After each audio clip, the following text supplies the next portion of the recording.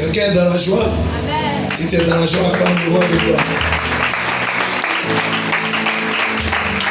Ce matin, nous allons recevoir la nourriture spirituelle. J'étais en train de demander au Seigneur, mais qu'est-ce que ton peuple a besoin d'entendre? Quel est le besoin de ton peuple? Qu'est-ce qu'il a besoin de recevoir de toi ce matin? Parce que moi, je ne sais pas. Alléluia. Il y a tellement de messages, il y a tellement de prédications, il y a tellement d'enseignements. Gloire à Jésus. Et finalement, après avoir fait le tour, le Seigneur me disait, alléluia, de parler de sa part au peuple pour leur dire, vous savez, aujourd'hui partout on prêche les bénédictions, on prêche les richesses, on prêche le voyage, on prêche la médication surnaturelle. Alléluia. Amen. Mais Dieu, le Dieu que nous servons n'est pas voyage. Alléluia. Le Dieu que nous servons n'est pas mariage. Le Dieu que nous servons, la Bible dit, il est saint.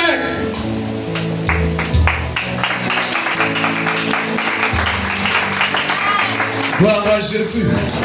L'éternel Dieu est saint. Amen. Amen, amen. Dieu a plusieurs caractéristiques. Alléluia. Alléluia. Dieu est grand. Mais la grandeur de Dieu découle de sa sainteté. Alléluia. Dieu est fort. Mais la force de Dieu découle de sa sainteté. Il est fort parce qu'il est saint. Dieu est amour. Mais l'amour de Dieu découle de sa pureté, de sa sainteté. Alléluia. Amen, amen. Amen, amen. Dieu est tout puissant. Mais vous savez pourquoi Dieu est tout puissant? Parce qu'il est saint. Alléluia. Toutes les caractéristiques de Dieu découlent d'une seule caractéristique fondamentale et essentielle, c'est sa sainteté, sa pureté. Gloire à Jésus. Vous savez pourquoi les démons ne peuvent pas vaincre Dieu? Parce que Dieu se tient dans sa sainteté. Gloire à Jésus. Imaginez-vous un Dieu qui buvait l'alcool, qui s'enivrait et qui cherchait les femmes des autres. Qu'est-ce que les démons allaient faire?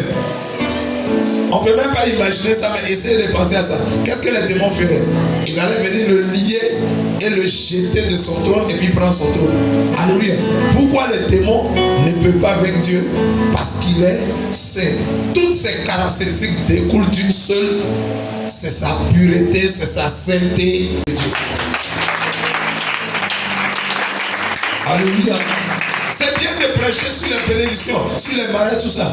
Mais le message essentiel, alléluia, de la parole de Dieu, c'est la repentance. Pour se tenir dans la sainteté.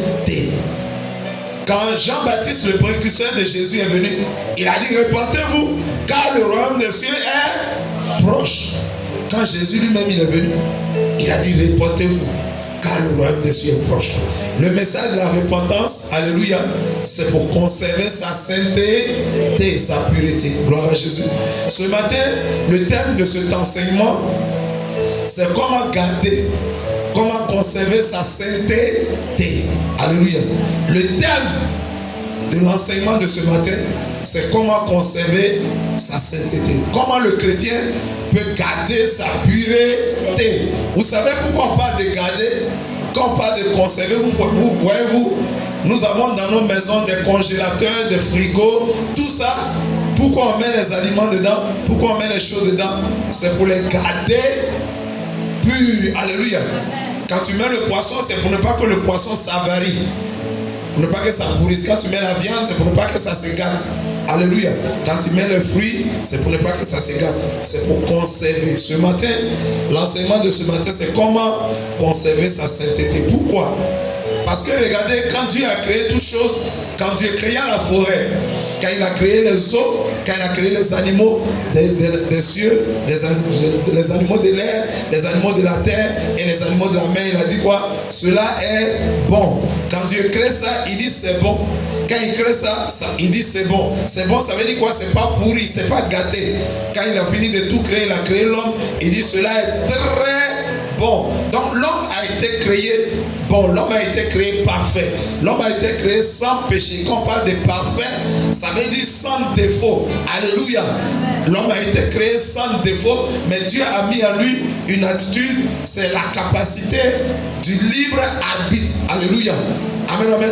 L'homme a été créé sans péché, c'est-à-dire parfait, mais il avait en lui le libre arbitre, c'est-à-dire la faculté de choisir. L'homme avait la possibilité de choisir entre le bien et le mal. Alléluia. Mais Dieu l'a créé parfait. Parfait, ça veut dire quoi? Il n'est pas gâté. Alléluia. Il n'est pas pourri. Mais qu'est-ce qui s'est passé? Dieu lui a donné une instruction. Genèse 2, verset 16, 17. Il dit, tu pourras manger de tous les animaux, de tous les arbres des champs, excusez-moi, tous les arbres des champs. Mais quant à l'arbre qui est au milieu, alléluia, l'arbre de la connaissance du bien et du mal, tu n'en mangeras. Alléluia. Car le jour où tu vas manger, tu vas te gâter. Tu vas mourir. Alléluia. Donc l'homme a été créé saint, pur, mais Dieu voulait quoi? Qui garde cette pureté, qui garde cette sainteté, qui garde cette position. Alléluia. Dieu lui a donné conseil. Gloire à Jésus. Mais c'est ce que nous allons voir aujourd'hui. Et nous allons prendre la parole de Dieu. Nous allons nous appuyer sur les Écritures. Mais ça va un peu. Voilà. Alléluia. Gloire à Jésus. Donc, nous allons lire la parole de Dieu. Tu vas prendre ta Bible. Qui est venu avec sa Bible? Qui n'est pas venu avec sa machette? On ne va pas au champ sans sa machette. Sinon, comment tu as travaillé? Quand tu viens à l'église, il faut avoir la parole de Dieu avec toi. Gloire à Jésus. Amen, amen. Amen. Qui a sa Bible, il soulève sa voix. Acclame le Seigneur pour ta vie. Vous savez, il y a des chrétiens qui n'ont pas de Bible. C'est terrible. Alléluia. La parole de Dieu est disponible. Il est important de la voir. Alléluia. Pourquoi? Parce que la parole de Dieu, c'est notre notice. Amen, amen. Regardez une voiture. Quand vous regardez une voiture, elle a besoin d'entretien. La voiture a des besoins. Amen, amen. Amen, amen. Mais pour entretenir la voiture, quand vous l'achetez toute neuve, elle est accompagnée d'une notice. Je n'ai pas dit voiture occasion, je n'ai pas dit France au revoir. Je n'ai pas dit Côte d'Ivoire au revoir. Je n'ai pas de voiture toute neuve. Il y a une notice. Alléluia. Quand tu payes une machine à laver, il y a une notice toute neuve. Quand tu payes un frigo, il y a une notice. Tu payes un écran de télévision, il y a une notice. Alléluia. La notice, c'est le mode d'emploi. C'est pour que tu saches comment utiliser ça. Gloire à Jésus. Amen, amen. Quand aussi Dieu nous a créés, il nous a accompagnés de notre notice. Soulève ta notice pour voir. Dieu t'a accompagné de ta notice. Il dit que ce livre de la loi ne s'éloigne point de ta. Il dit médite le jour et nuit afin d'être heureux. Gloire à Jésus. Amen, amen. Vous savez, pour être heureux, il faut quoi? Prenons la Bible. Matthieu chapitre 4. Matthieu chapitre 4. Nous allons lire les Écritures. On se tient tous debout pour la première lecture. Le prophète Boyou va nous lire jusqu'au verset 11. Matthieu chapitre 4, verset 1 à 11. Écoutez attentivement la parole de Dieu. Aujourd'hui, ça ne sera pas une prédication, ça sera un enseignement. On y va. Tu as ta Bible? On se tient tous debout pour lire. Gloire à Jésus. Oui. Vous y êtes? Amen. Je lis la parole de Dieu dans le livre de Matthieu chapitre 4 à partir du premier verset. Yes. Je lis la parole de Dieu par sa grâce. Alors Jésus fut amené par l'Esprit dans le désert pour être tenté par le diable. Après avoir jeûné 40 jours et 40 nuits, il eut faim. Verset 3. Le tentateur s'étant approché, lui dit, si tu es le Fils de Dieu, ordonne que ces pierres deviennent des pains. Jésus répondit, il est écrit, l'homme ne vivra pas de pain seulement. L'homme ne vivra pas de pain seulement, mais de toute parole qui sort de la bouche de Dieu. Mais toute parole qui sort de la bouche de son Dieu. Verset 5.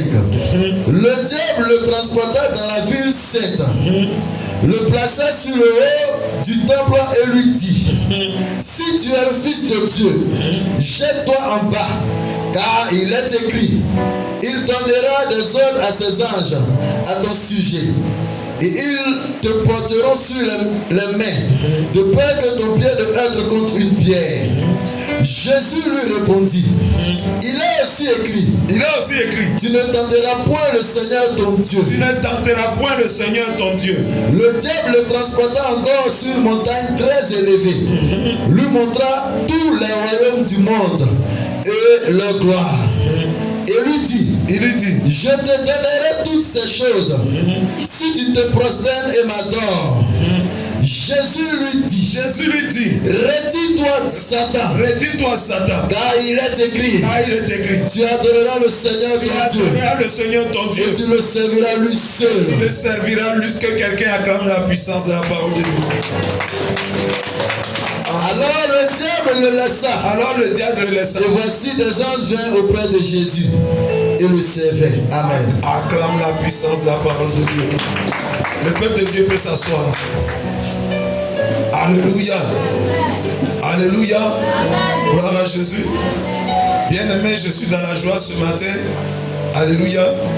Parce que ce jour est un jour merveilleux. Le Seigneur vient de manière spéciale.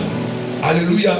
Le jour où, c'est pourquoi la Bible dit en Psaume 133, il est doux, agréable pour des frères de demeurer ensemble. C'est là que Dieu vient pour nous bénir. Amen. Faut dire Dieu est venu pour m'enseigner. Faut dire Dieu est venu pour me visiter. Faut dire Dieu est venu à Manaïm pour me rencontrer. Il est venu pour me rencontrer. Dieu est venu vers toi ce matin. Alléluia. Donc, écoute attentivement sa part. La Bible dit, alors Jésus fut amené par l'Esprit dans le désert pour être tenté par le diable. C'est quel esprit? Il faut dire, il y a esprit et puis esprit. La Bible dit, Jésus fut amené par l'Esprit. Il s'agit de quel esprit? Alléluia. C'est le Saint-Esprit. Le Saint-Esprit envoie le Seigneur dans le désert pour qu'il soit tenté. Pourquoi le Saint-Esprit envoie Jésus dans le désert pour être tenté?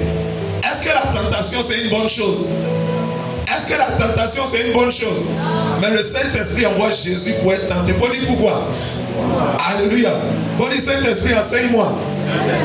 Alléluia. Il envoie Jésus dans le désert pour être tenté. Parce que depuis que l'humanité a été créée, alléluia, depuis que l'homme a été créé, l'homme n'avait jamais pu tenir devant Satan. Il n'avait jamais pu résister au péché. Alléluia. Toutes les fois que les hommes étaient confrontés au péché, ils finissaient tôt ou tard par chuter et par tomber. Alors, le Saint-Esprit envoie Jésus dans le désert. Jésus qui a été amené dans le désert, ce n'était pas Jésus Dieu. Alléluia. Parce que Jésus a les deux natures. Il est vrai homme et vrai Dieu. Il est 100% homme et 100% Dieu. Mais Jésus qui a été amené dans le désert, ce n'était pas Jésus Dieu. C'était Jésus homme, comme toi et moi. Alléluia. Et c'est pourquoi Jésus gêna pendant 40 jours. La Bible dit, il eut faim. Est-ce que Dieu a faim? Dieu n'a pas de besoin. Alléluia. Donc Jésus eut faim. Alléluia. Et le diable envoie là-bas pour le tenter. La tentation, c'est quoi? Alléluia. La tentation, j'aime souvent dire que la tentation, alléluia, au-delà, par-delà toute chose, est une proposition. C'est-à-dire, quand on dit le diable m'a tenté, ou bien j'ai été tenté, le diable n'est pas venu prendre chaîne pour t'attacher, pour te faire la chose. Alléluia. Il vient tout simplement te proposer. Quelle est la nuance, la différence entre l'épreuve et la tentation? C'est que l'épreuve nous est soumise, alléluia, pour nous tester afin de nous amener à une dimension supérieure. Tout comme le professeur, à la fin des cours, alléluia, donne des épreuves à l'élève. Est-ce que c'est pour tuer l'élève? Est-ce que c'est pour détruire l'élève? Non, mais si l'élève a fait l'examen et qu'il a réussi, il passe en classe supérieure. L'objectif de l'épreuve, c'est de nous faire grandir et de nous faire croître. Amen, amen. Ce n'est pas le cas de la tentation. Alléluia. L'objectif de la tentation, c'est pour nous faire tomber. C'est pour te faire chuter. Alléluia. Amen, amen. Donc, la Bible dit, l'Esprit de Dieu amène Jésus dans le désert. Alléluia. Mais bizarrement pour être tenté. Parce que qui tente, la Bible dit, Dieu ne tente jamais personne. Et il est lui-même tenté par le mal. Alléluia. Dieu ne tente pas. Donc, il fallait que ce soit l'ennemi qui vienne faire cette œuvre-là. Et donc Jésus a été amené dans le désert et le diable l'a tenté. Alléluia. C'est-à-dire quoi? Vous allez voir les aspects de la tentation. Tout le monde passe par là. Si notre Seigneur Sauveur Jésus-Christ est passé par là, ce n'est pas toi et moi qui n'allons pas passer par là. Pendant ta marche chrétienne, tu auras affronté de multiples tentations. Mais dans toutes ces tentations, elles seront toujours en 3 phases. Dis 3 phases. Quelles que soient les tentations que tu vas affronter dans ta marche chrétienne, elles seront toujours de 3 niveaux. Elles seront toujours de 3 dimensions, le chiffre 3. Alléluia. Amen, amen. Amen, amen. Elles seront toujours de 3 niveaux. Gloire à Jésus. Et notre Seigneur Sauveur Jésus-Christ n'a pas échappé à la règle. Il est passé par là. Donc ce n'est pas toi et moi qui allons échapper. Quelqu'un comprend? Amen, amen. Ça veut dire quoi? Dieu nous donne cet enseignement pour que tu te prépares. Parce qu'un homme averti en vaut quoi? Un homme averti en vaut au moins 2. Quand tu avertis, tu n'as pas dit on ne m'a jamais prévenu. Dans ta marche chrétienne, tu auras affronté des épreuves, mais tu auras aussi affronté des tentations. Et c'est ce qui est arrivé au Seigneur. Alléluia. Amen, amen. Le Seigneur Jésus est donc allé dans le désert pour montrer, nous, son église, que péché là, on peut vivre sans péché. Est-ce que Jésus a une fois péché? Est-ce que Jésus a déjà péché? Jamais. Jésus est venu nous montrer qu'on peut vaincre non seulement le péché, mais on peut vaincre le diable. Alléluia. Cependant, avant lui, tous les hommes avaient toujours fini par être vaincus par Satan. Depuis le premier homme, Adam et Ève, leur premier fils Caïn, eux tous, ils ont été tentés, ils sont tombés. Jusqu'à aujourd'hui, à nos jours. Mais quand Jésus est venu, il est venu nous montrer. Dis au Seigneur, montre-moi comment je peux vaincre le péché. Dis ça bien, dis Seigneur, montre-moi comment je peux vaincre le péché. Dis au Seigneur, montre-moi comment je peux vaincre l'ennemi, le diable. Parce que la Bible dit que si tu n'arrives pas à vaincre, alléluia, quelque chose, c'est ce qui va triompher de toi. Alléluia. C'est quoi la Bible nous dit? Nous marchons dans la victoire. L'église de Jésus doit marcher dans la victoire. Elle doit combattre dans la victoire. Et elle doit être plus que vainqueur par Jésus-Christ qui nous a aimés. Alléluia. Quand Jésus a été amené dans le désert, alléluia, pour nous montrer comment vaincre le péché, comment vaincre Satan, il fallait qu'on parle de vaincre. Souvent les chrétiens disent je suis un vainqueur, je suis un vainqueur. Mais quand tu proclames ta victoire, ça veut dire que tu es prêt à combattre. Car il n'y a pas de victoire sans combat. Alléluia. Il n'y a pas de victoire sans combat. Il n'y a pas de gloire sans vallée. Alléluia. Il n'y a pas de gloire sans croix. Quelqu'un comprend? Ça veut dire quand tu parles de victoire, ça veut dire que tu es prêt à combattre. Quand on combat, on nous met dans un ring, on nous met sur le terrain. Donc Jésus a été amené sur le terrain. Dans le désert. Dis à quelqu'un dans le désert. Est-ce que dans le désert il y a nourriture? Est-ce que dans le désert il y a l'eau? Le désert c'est l'image du jeûne. Donc Jésus était dans 40 jours de jeûne.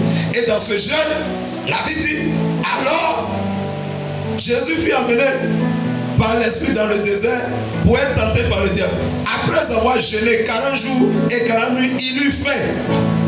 Jésus, après le jeûne, a fini par avoir faim. La faim, c'est quoi? La faim, c'est quoi? C'est un besoin. Alléluia. Quand tu as faim, tu as besoin de manger. C'est par quelle solution on règle le problème du besoin, de la faim? C'est la nourriture. Alléluia. Donc, la Bible dit, il eut faim. C'est un besoin. Bien-aimé, faites très attention.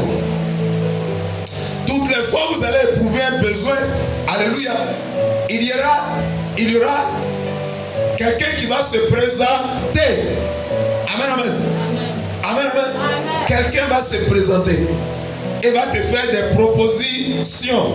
Vous savez, de la même manière, je vous ai parlé tout à l'heure de la voiture. Quand le fabricant de voiture l'a fabriqué, on doit mettre l'huile de moteur, on doit mettre l'huile de frein, on doit mettre le liquide de refroidissement. Alléluia. On doit mettre le carburant. Mais tout ça, il y a des méthodes. Tu ne mets pas le carburant là où on met l'huile de moteur. Il y a un lieu où on met le carburant. Tu ne vas pas mélanger. Les différents liquides qui doivent rentrer, tu ne vas pas mélanger. La notice de la voiture va te dire ça. C'est de la même manière, nous les hommes, nous avons une notice. Et pour tous les besoins que nous pouvons éprouver, Dieu a déjà montré comment satisfaire ses besoins. Alléluia. Quels sont les besoins qu'un homme peut exprimer? Il y a le besoin de manger, c'est-à-dire de se nourrir. Il a le besoin de boire de l'eau. Il y a le besoin de se vêtir. Il y a le besoin de se loger, c'est-à-dire habiter dans une maison. C'est un besoin, mais ce n'est pas un besoin. Tu cherches comment louer une maison. Tu as payé le loyer chaque fin de mois. Ou bien construire une maison pour l'habiter sans payer le loyer. Il y a tous ces besoins. L'homme a des centaines et des centaines et des centaines et des centaines de besoins. L'homme a des centaines et des centaines de besoins. Mais pour tous ces besoins, Dieu a déjà prévu une manière de les résoudre. Dieu a déjà prévu une manière de les combler. Alléluia. Mais quand tu éprouves ces besoins, il y a quelqu'un qui va se présenter en premier. Alléluia. Gloire à Jésus. Mais ce n'est pas le Créateur. Amen, amen. Amen, amen. C'est toujours l'ennemi. Pourquoi Dieu ne se présente pas en premier? Pourquoi Dieu ne se présente pas en premier? Quand l'homme veut s'enrichir, le diable dit, va voir féticheur, va voir marabout, va voir mes agents. On va te rendre riche rapidement. Est-ce que c'est ce que Dieu a dit? Quand l'homme a besoin de se vêtir, le diable se présente, dit sirène, fonce. La sirène, avance vite, il a un besoin. La sirène vient, tu veux t'habiller, non? Il faut porter mini-jupe. Il faut dire, je vais garder ma sanctification. La sirène vient dire, il faut porter mini-jupe. Il faut porter longue jupe avec fente. Il faut porter chérie à mon dos, chérie à ma poitrine. Il faut porter décolleté. Dis à quelqu'un, je veux garder ma sanctification. Je veux garder ma sainteté. Le diable va pousser la sirène pour aller te séduire. Quand tu veux prospérer, le diable va pousser maman. Il dit, maman, c'est ton tour, vas-y. Et l'esprit de maman, l'esprit qui rend esclave de l'argent, alléluia, alléluia. Il vient et il commence à te faire des propositions. Gloire à Jésus. Amen, amen. Pour tout type de besoin, l'ennemi va toujours se présenter. Est-ce qu'un chrétien comprend ça? Quel est ton besoin en ce moment? Quel est ton besoin en ce temps présent? Quels sont tes besoins à ce moment? Il y en a qui ont des besoins de se loger, tout le monde d'ailleurs. Besoin de se vêtir, besoin de se nourrir. Là, il s'agissait de quel besoin? La Bible dit Jésus jeûna 40 jours et 40 nuits. Pour Jésus, là, c'était pas monter descendre. La Bible dit 40 jours et c'était 40 jours combien? Sec. Et il a fini par avoir très faim. Alléluia. Et la Bible dit quoi? Verset 2. Après avoir jeûné 40 jours et 40 nuits, il eut faim. Le tentateur s'étant approché lui dit. Le tentateur c'est qui? Regardez, le nom de quelqu'un c'est le tentateur. Le tentateur. Quand dit le boulanger. Alléluia. Quand dit le berger. Alléluia. Quand dit le forgeron. Ce sont des corps de métier. Mais il y a quelqu'un qui s'appelle le tentateur. Lui, son travail, c'est de tenter les hommes. Lui, son travail, c'est de faire éprouver pour les faire tomber, pour les faire chuter. C'est ça son travail. La Bible l'appelle le tentateur. La Bible dit, il s'est approché. S'étant approché, alléluia, lui dit, si tu es fils de Dieu, ordonne que ces pierres deviennent des pains. Le tentateur, il vient, Jésus a faim. La faim, c'est quoi? C'est un pain. Quelqu'un qui a faim, il a besoin de manger. Est-ce que vous vous souvenez que la chute du premier homme, ça a tourné autour de la nourriture? Dieu lui a dit, tu pourras manger de tous les arbres, mais l'arbre de la connaissance du bien et du mal. L'arbre qui est au milieu, c'est l'arbre de la vie éternelle. C'est lui qui est au milieu. Mais il a parlé de l'arbre de la connaissance du bien et du mal. Il dit, tu n'en mangeras pas. Le jour où tu vas manger, tu vas mourir. Quand le diable a vu ça, il est venu dire quoi à Daniel? Il dit, oh, il faut manger l'arbre, on va quitter ici. Fais vite. Alléluia. Est-ce que le diable a pris la main d'Ève ou bien il a pris le fruit pour mettre ça dans la bouche d'Ève? Ouais, non. Il lui a parlé simplement, il lui a proposé. Et Ève devait choisir. Quand on parle de proposition, il y a un choix à opérer. Quand on parle de proposition, ça veut dire que ce n'est pas forcé. Ça veut dire que c'est toi qui décides. C'est toi qui agis. Alléluia. C'est toi qui choisis. Quelqu'un comprend? Donc, le diable n'a fait que lui proposer. Et Ève avait le choix entre obéir à son créateur et obéir à la créature. Finalement, elle a opté pour quel choix? Elle a opté d'obéir non pas à celui qui l'a créé, alléluia, mais à la créature. Elle a choisi, elle a laissé le créateur. C'est comme ça aujourd'hui, beaucoup de chrétiens, plutôt que d'obéir au créateur, préfèrent obéir à la créature. Si tu obéis aux coutumes, tu obéis à la créature. Si tu obéis aux traditions, tu obéis à la créature. Si tu obéis à la culture, tu obéis à la créature. Si tu obéis, alléluia, à la chair, plutôt que d'obéir à l'Esprit de Dieu, tu obéis à la créature.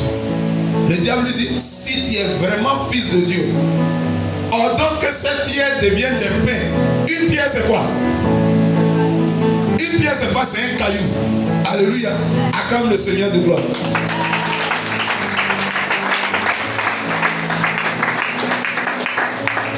Gloire à Jésus.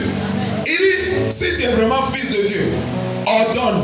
Est-ce que quand quelqu'un est fils de son papa, est-ce qu'il a besoin de démontrer ça? Il y a des gens qui se sont fait test de paternité. Aïe. Je suis fils de mon papa, je suis fils de mon papa. J'ai besoin de démontrer ça. Si mon papa est à Hippo, je suis à Hippo. J'ai besoin de prouver ça. Alléluia. Amen. Il dit, si tu es vraiment fils de Dieu, gloire à Jésus. Jésus était réellement fils de Dieu et il était Dieu. Mais le diable voulait faire quoi? Il voulait le faire douter de sa filiation avec le Créateur. Il voulait le faire douter. Il dit, si tu es vraiment... Il y a des gens à qui le diable dit, si tu es vraiment... Est-ce que toi tu es vraiment chrétien?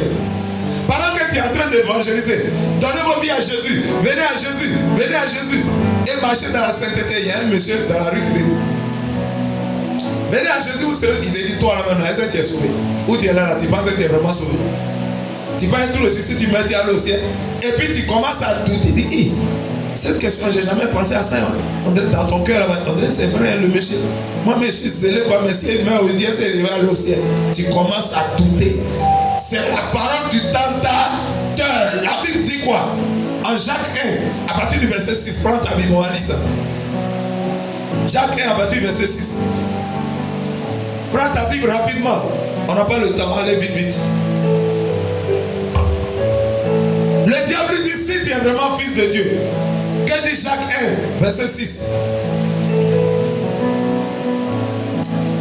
Jacques, le chapitre 1. Oui. Le verset 6. À partir du verset 6. À partir du verset 6. Je lis la parole de Dieu par sa grâce.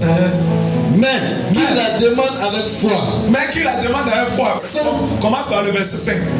Verset 5. Si quelqu'un d'entre vous manque de sagesse. Si quelqu'un d'entre nous manque de sagesse. Qu'il la demande à Dieu. Il n'a qu'à demander à Dieu. Ça veut dire quoi? Quand on dit qu'il faut demander à quelqu'un, ça veut dire c'est lui qui est le détenteur de la sagesse. Allons-y.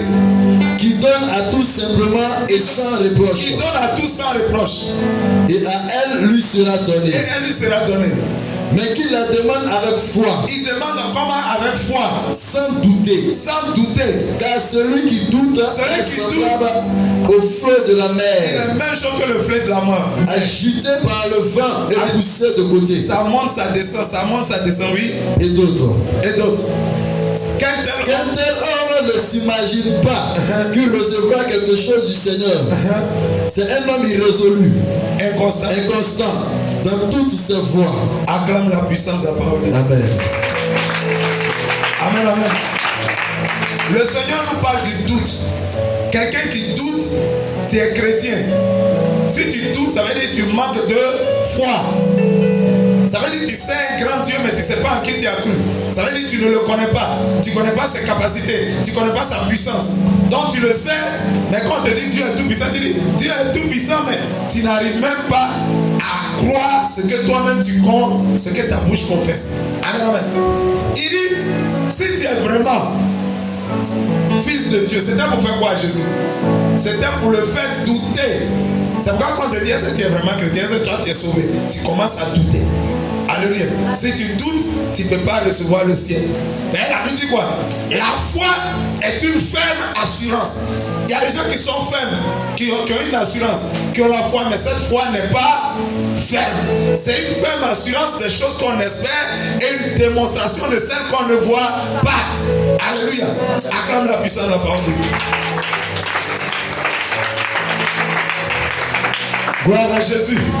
Donc il dit à Jésus, si tu es vraiment fils de Dieu, je n'ai pas besoin de prouver que je suis à Hippo. Alléluia, parce que je suis fils de mon Père. Il n'a pas besoin de prouver que je suis chrétien. Parce que la Bible dit quoi? L'Esprit de Dieu atteste à mon esprit que je suis déjà sauvé.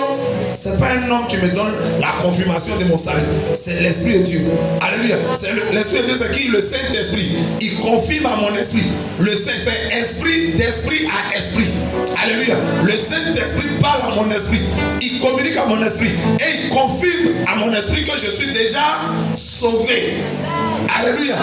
Il faut acclamer le Seigneur. Alléluia. Amen, amen. C'est quoi la Bible dit à 1 Jean 5, verset 13?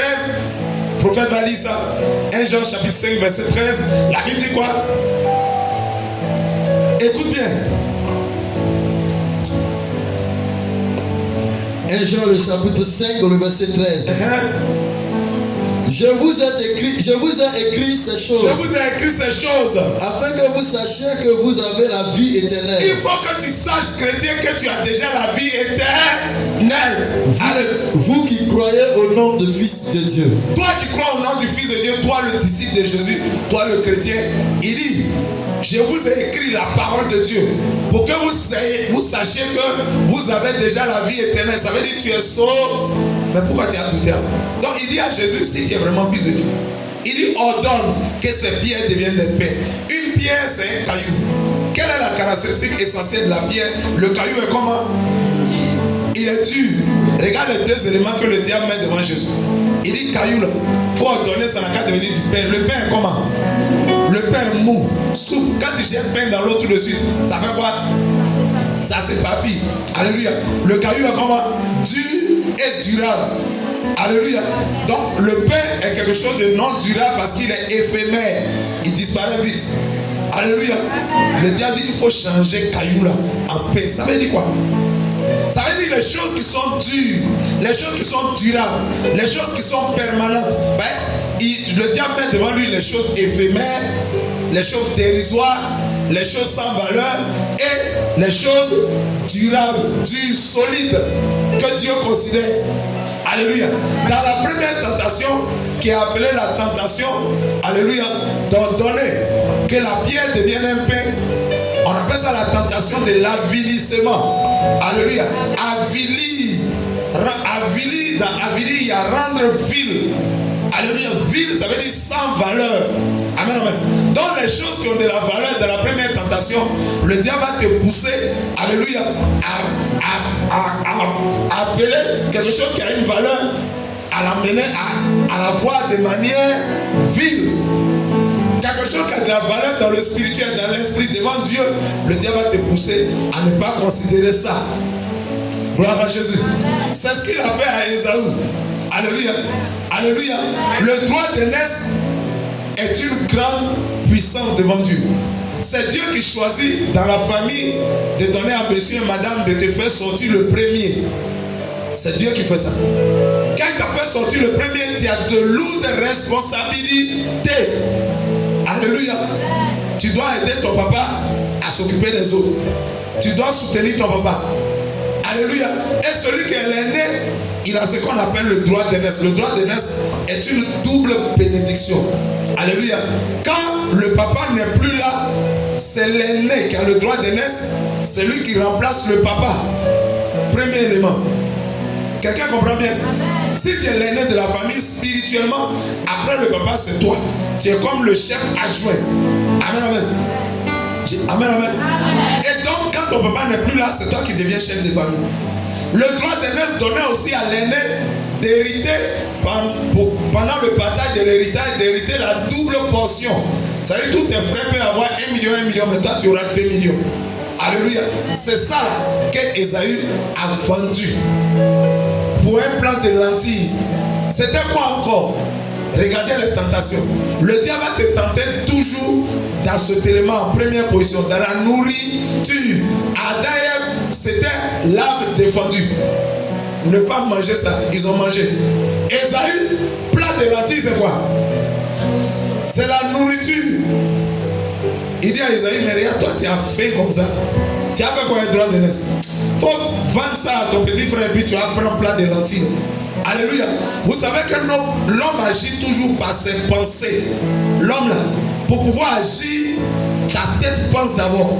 Elle réfléchit et elle décide. Quand ta tête a décidé, tout ton corps se met en mouvement. C'est pourquoi le diable cherchera toujours à travailler sur tes pensées. Il travaillera toujours à agir sur tes pensées. Alléluia. Le diable n'a pas accès aux pensées d'un vrai enfant de Dieu, d'un disciple de Jésus-Christ. Mais si jamais de mauvaises pensées font irruption dans ta tête, alléluia, le diable a accès à ça. Parce que tout ce qui est mauvais appartient au diable. Donc tu peux avoir des pensées, mais si ces pensées deviennent mauvaises, elles appartiennent à Dieu. Et elles appartiennent au diable, excusez-moi pour le lapsus. Elles appartiennent au diable. Et donc si c'est une mauvaise pensée, le diable va avoir accès à ça. Donc qu'est-ce que toi tu dois faire, toi enfant de Dieu? Quand les mauvaises pensées viennent vers toi, qu'est-ce que tu dois faire? Tu dois les rejeter. Quand les mauvaises pensées viennent, tu dois les rejeter. Si les mauvaises pensées sont opiniâtres, ça devient combat spirituel. Mauvaise pensée vient, tu rejettes. Ça vient, tu rejettes. Ça vient, tu rejettes. Ça insiste, ça persiste. Tu dis bon d'accord, tu te lèves de ton lit. Tu te lèves. Ça commence, le palais à langue a commencé. La guerre spirituelle a commencé. Et le diable va s'éloigner. La Bible dit résister au diable et il fuira loin d'eux. Acclame la puissance de la parole.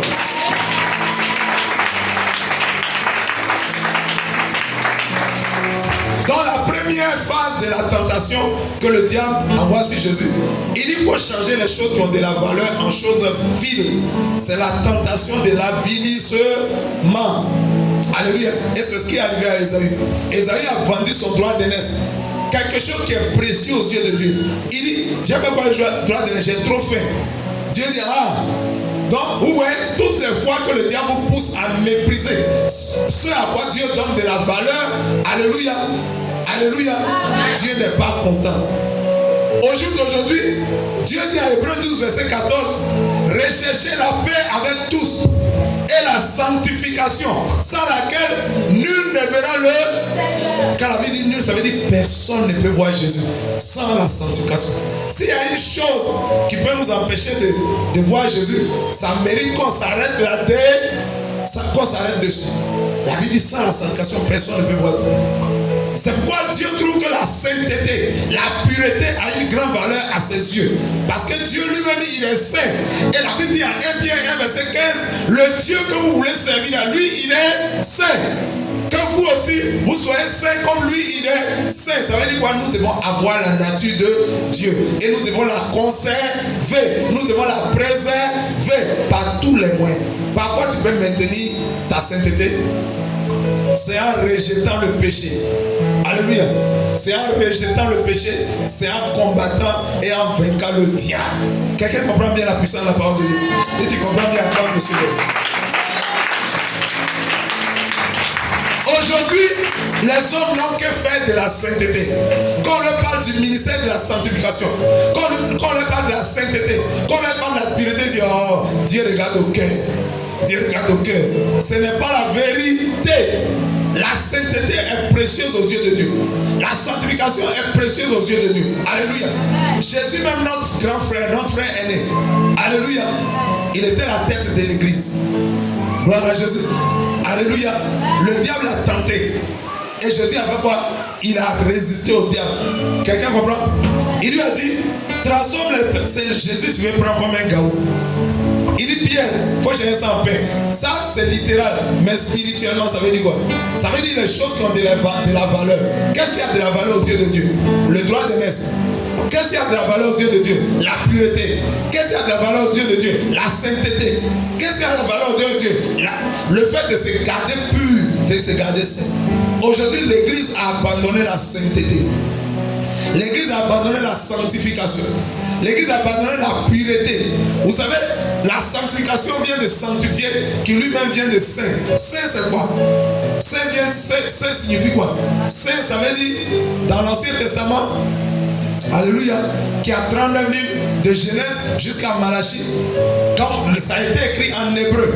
Saint, saint, partout vous allez voir dans l'Ancien Testament, saint, saint, saint, ça a été écrit en hébreu, c'est le mot hébreu Kadash. Alléluia. Kadash ou Kadosh. Kadash ou Kadosh veut dire saint. Alléluia. Saint là, ça veut dire quoi? Kadosh veut dire quoi? Kadash veut dire quoi? Kadash veut dire séparé. Alléluia. Donc est-ce que toi chrétien, tu sais que tu es un séparé? Qui a une fois su qu'il est un séparé? Qui a une fois su ça? Tu es chrétien, tu es chrétien. Dieu dit qu'il faut être saint. Il veut que tu sois saint. Tu as une fois su ce que ça signifie. Ça veut dire qu'il faut te séparer. Mais de quoi est-ce que tu dois te séparer? En tant que séparé, il faut te séparer de tout péché. Il faut te séparer de tout mal. Il faut te séparer de toute impureté, de toute souillure. Il faut te séparer, alléluia, de toute abomination. Il faut te séparer du monde et de tout ce qui est dans le monde. Le monde, c'est quoi? Le monde, c'était une grande sphère, alléluia, géographiquement vaste, dans laquelle nous évoluons. Alléluia. Mais aujourd'hui, quand la Bible parle du monde, alléluia, il s'agit d'un système de pensée, un système de réflexion et d'action qui est toujours opposé à Dieu, qui est toujours opposé à la volonté de Dieu et qui combat l'œuvre de Dieu. C'est ce qu'on appelle le monde. Quand Dieu dit n'aimez pas le monde, alléluia, ça veut dire n'aimez pas ce système-là. Ce monde est dirigé par un système. Alléluia. Le système qui dirige le monde aujourd'hui, c'est le système d'opposition à Dieu.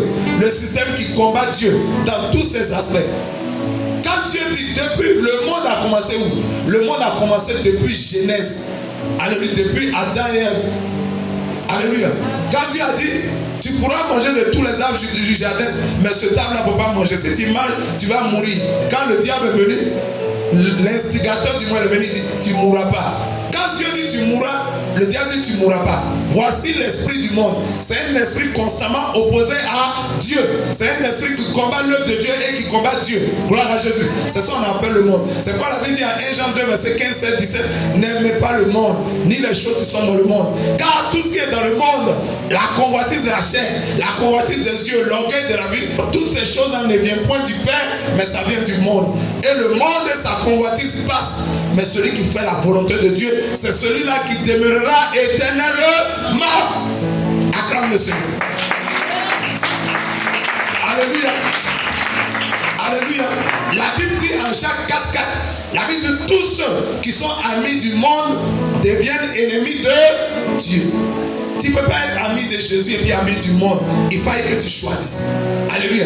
Il faut que tu te décides. Gloire à Jésus. Pourquoi Dieu ne veut pas qu'on s'attache au monde? Parce que regardez le verset que je viens de citer. Il dit le monde et sa convoitise passent. Dieu ne veut pas que son église s'attache au monde parce que le monde et sa convoitise passent. Maintenant, si tu t'attaches au monde, tu vas pas quoi? Tu vas passer. Or, nous ne sommes pas appelés à passer, mais nous sommes appelés à demeurer éternellement. Nous sommes appelés à vivre éternellement. Nous avons la vie éternelle. Nous ne passerons pas. Nous ne serons jamais dépassés parce que nous sommes accrochés à Jésus. Nous sommes attachés à Jésus. Il a dit en Jean 15, verset 5, il dit sans moi, vous ne pouvez absolument rien faire. Alléluia. Ne t'attache pas au monde, bien-aimé. Alléluia. Ne te lie pas au monde, bien-aimé. Ne fais pas amitié avec le monde. Parce que ce monde est dirigé par un système et ce monde-là va forcément passer. Alléluia. Il dit le monde et sa convoitise passe. Tu as envie de passer? Tu as envie de passer, mais tu as envie de demeurer éternellement. Alléluia. Entre passer et demeurer éternellement à Dieu, il faut que tu choisisses.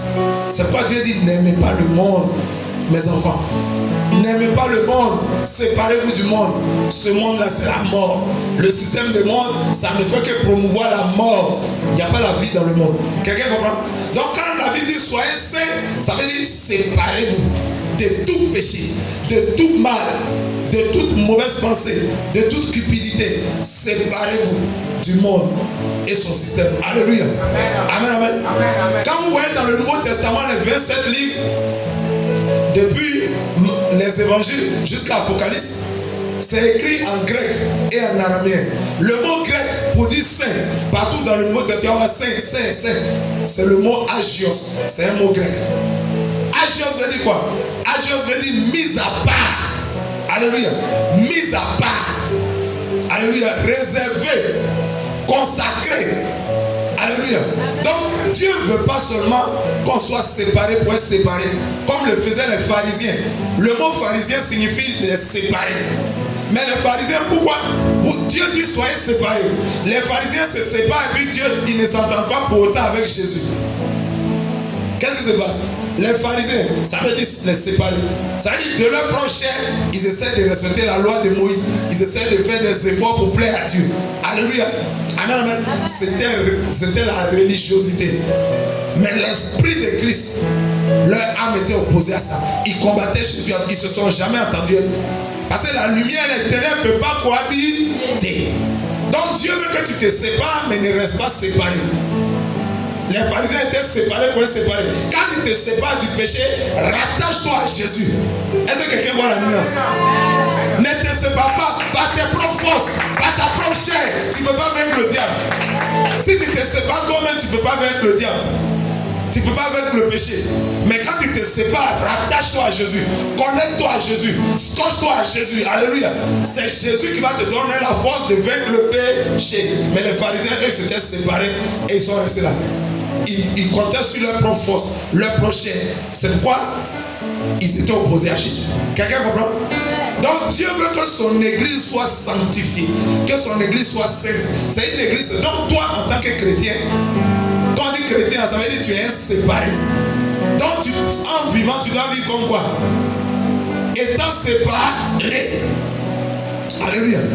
Quand tu marches comme un séparé. Alléluia. Quand tu pries comme un séparé. Un séparé, c'est qui? C'est quelqu'un qu'on a mis à part. Alléluia. Donc tout le monde peut dire, non, on est tous des chrétiens, on va manger viande de tabaski. Toi tu dis, moi ça là, je ne mange pas. Je suis séparé. Je suis séparé du groupe des gens qui mangent ces genres de viande. C'est quoi Shadrach, Meshach et Abednego, on dit quoi? Ça là, nous on ne mange pas ça.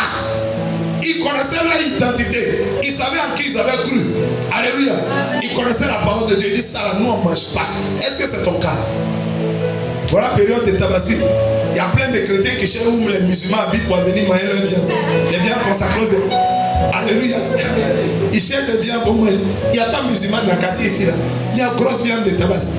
Tu n'es pas un séparé. Pas quelqu'un qui a été séparé de ces choses. Alléluia. Il se connaît.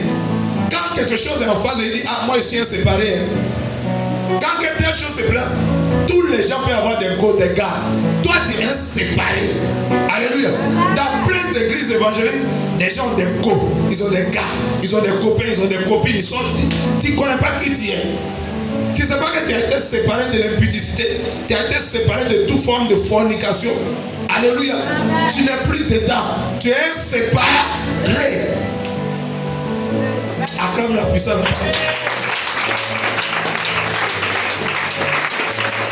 Quand la Bible dit saint, ça veut dire séparé. Marche comme un séparé. Vis comme un séparé. Agis comme un séparé. Pense comme un séparé. Alléluia. Tu es un consacré. Tu es un mis à part. Quelqu'un comprend? La Bible dit Dieu nous a tirés depuis les ténèbres pour nous amener à son admirable lumière. Il nous a fait sortir de la boue pour nous faire asseoir à la table des grands et des rois. Est-ce que tu connais qui tu es? Acclame le Seigneur, tu n'es plus n'importe qui. Tu es un séparé, tu es un mis à part, tu es réservé, tu es un dédié, tu es dédié à Dieu. Quand on dit quelque chose est dédié, dédicacé, ça veut dire c'est pour cette chose seulement que ça vit. C'est pour ça seulement, nous là, nos vies là, nous appartenons à Christ. Notre âme appartient à Christ. Notre esprit appartient à Christ. Tous les compartiments de notre corps appartiennent à Christ. C'est pourquoi si nous vivons, ce n'est plus nous qui vivons, mais c'est Christ qui vit en nous. Quelqu'un comprend la puissance de la parole de Dieu? Alléluia. Alléluia. C'est-à-dire toi, tu es mort. Alléluia. Tu es mort au péché. Tu es mort à toi-même. Donc c'est comme un mort, il parle encore. Est-ce un mort, il fait pas là, et toi, là, c'est tu fais là. On va mettre Jésus de côté, tu n'es pas encore séparé. Tu ne sais pas encore qui tu es. Tu es mort. Est-ce un mort, il est couché, puis il fait pas là. Il fait colère. Tu es mort à toi. Tu ne vis plus. C'est Christ qui vit en toi. Donc si Christ vit en toi, c'est Christ qui doit parler pour toi. C'est Christ qui doit parler en toi. C'est Christ qui doit choisir en toi. C'est Christ qui doit décider en toi. C'est Christ qui doit te guider. C'est lui qui doit te conduire. C'est lui qui doit t'orienter. C'est lui qui doit te faire agir. Alléluia. Si tu vis, ce n'est plus toi qui vis. C'est Christ qui vit en toi. Ce sont des paroles puissantes. Amen, amen. Et c'est la vérité. Vis comme un mort. Alléluia. Et laisse Christ vivre en toi. Tant que tu vis, Christ va se retirer. Mais quand tu vas mourir à toi-même, Christ va enlever sa chemise. Si Christ enlève sa chemise, ça va chauffer. Il n'y a pas quelqu'un. Vous savez, nous sommes comme le blanc le jaune d'œuf. Quelqu'un connaît un œuf. L'œuf, il y a la coque. Après la coque, vient le blanc d'œuf. Après le blanc d'œuf vient le jaune. Toi, tu es le jaune. Tu es caché en Jésus. Alléluia. Tu es caché en Christ. Donc si quelqu'un veut t'atteindre, il doit forcément passer par la coque. Il doit déchirer le blanc d'œuf et avant d'atteindre le jaune. Qui peut déchirer Jésus? Qui peut tuer Jésus? Alléluia. Si tu connais un fétiche qui peut tuer Jésus, il faut envoyer. Il n'y en a pas. La Bible dit, il est le roi de gloire. Il est le Dieu tout-puissant. Il est le bienfaiteur, le tout-suffisant. Il est l'étoile brillante du matin. Il est le commencement et la fin de tous. Il est le puissant guerrier. Alléluia. Alléluia. Donc, la sainteté a de la grande valeur aux yeux de Dieu. Mais aujourd'hui, l'Église méprise la sainteté. Quand on dit la séparation, on est séparé intérieurement et extérieurement. Dieu nous a séparés. Depuis ton homme intérieur, alléluia, tu es séparé. Jusqu'à ton homme extérieur, tu es séparé. On dit non, Dieu ne regarde pas, tu les regardes au cœur. Maman pasteur est habillée dans pantalon serré, plaqué. Pantalon là rentre ici. Tout le peuple regarde comme ça. C'est gonflé. Elle a ça trempe de bien. Elle a dit, Jésus vous savez, tout ça, ça trempe. Midi, c'est puissant dehors. Vous savez, toute action est une adoration. Tout ce que l'on fait comme acte, une adoration. Là, tu n'adores pas Dieu, tu es en train d'adorer Jézabel. Quelqu'un comprend? Amen. Amen, amen. Tu es en train d'adorer Jézabel. Acclame la puissance. Il dit, si tu es vraiment fils de Dieu, ordonne que les pierres deviennent des pains. Jésus sait que pierre là, c'est la sanctification. Amen. Amen, amen. Si Jésus écoutait le diable et acceptait ses propositions, nous, toi et moi, nous ne serons pas là aujourd'hui. Alléluia. Jésus lui a dit, il est écrit, l'homme ne vivra pas de pain seul, mais aussi de toute parole qui vient de la bouche de Dieu. Vous, ce matin, vous avez choisi la bonne part. Vous êtes là pour écouter la parole de Dieu. Vous avez choisi la vie. Un jour, Marthe et Marie étaient là, Jésus est venu. Et puis, Marthe allait de la cuisine à préparer, griller le fruit. Et puis Marie s'est assise au pied, je vais écouter la parole. Jésus n'a pas parlé. C'est Marthe qui sort de la cuisine. Mais Seigneur, ça ne te fait rien. Dis rien que ma soeur est là. Moi, je suis en train de préparer le bon repas pour que tu manges. Et puis, ma soeur est assise là, tu dis rien. Il faut crier, celui-là va venir m'aider. Jésus dit, Marthe, tu t'agites, tu te sautes pour rien. Ta soeur qui est la mariée, elle a choisi la bonne part qui ne lui sera jamais ôtée. Vous qui êtes là ce matin, vous avez choisi la bonne part. Donc, ils sont en train de faire des footing. Ouais. Donc, ce dimanche, ils sont en train de faire des footing. Ça dit, ils ont dit à Jésus, pardon, donne-moi travail, donne-moi. Jésus lui a donné travail.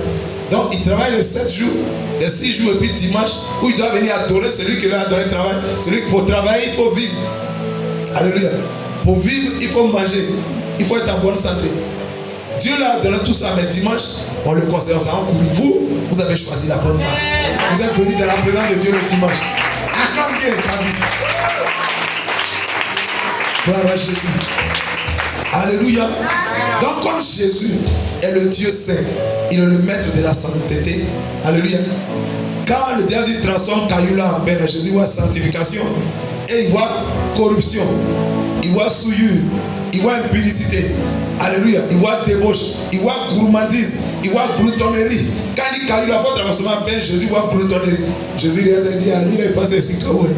Il dit, c'est pas nourriture seulement. Amen. Nourriture physique. Moi-même. Alléluia. Tant que Jésus, j'ai 3 parties. Corps, âme, esprit. Les 2 parties spirituelles de l'homme sont plus grandes que la partie physique. Mais le diable va toujours t'amener sur la partie physique. Alléluia. Dans cette tentation, le diable vous amènera toujours sur la partie physique. C'est ce qui arrive aujourd'hui dans le monde entier et dans les églises évangéliques. Alléluia. Le diable va t'amener toujours sur ton corps. Oh, tu as aussi ton âme et ton esprit. Il va dire, maman, il faut faire perruque. Maman, il faut mettre mèche. Mèche, c'est pour s'occuper de quoi? De son âme, de son corps, de son esprit. De son âme, de son esprit. Non. Cheveux, c'est pour s'occuper de quoi? Mèche là. Du corps. Alléluia. Il va dire, il faut mettre fossile, faut on, c'est pour s'occuper de quoi? Du corps. Il dit, il faut mettre rouge à lèvres, c'est pour s'occuper de quoi? Le corps. Il va dire, mettre faux homme, c'est pour s'occuper de quoi? Le corps. Ça veut dire, le diable amène toujours ta pensée vers le corps. Occupe-toi du corps, occupe-toi du corps, occupe-toi du corps. Quand tu fais fauter, ça va t'occuper de quoi? Ton âme, ton esprit, ça va t'occuper de quoi? Ton corps. Il dit même venir à homme, ça va t'occuper de quoi? Ton corps. Alléluia. Amen, amen. Il dit même mini-jupe. Mini-jupe là, tu penses prendre soin de ton corps. Est-ce que quelqu'un comprend ça? Le diable a commencé cette tentation là dans le désert avec Jésus. Il était en train de dire à Jésus, il ne faut pas te sanctifier. Il faut porter faux cils, faux hommes, boucles d'oreilles, tout ça. Quand tu mets boucles d'oreilles, ça va t'occuper de quoi? De ton corps. Quand tu mets les bijoux, les montres, ça va t'occuper de ton esprit, ton âme. Ça va t'occuper de quoi? Est-ce que quelqu'un comprend la révélation?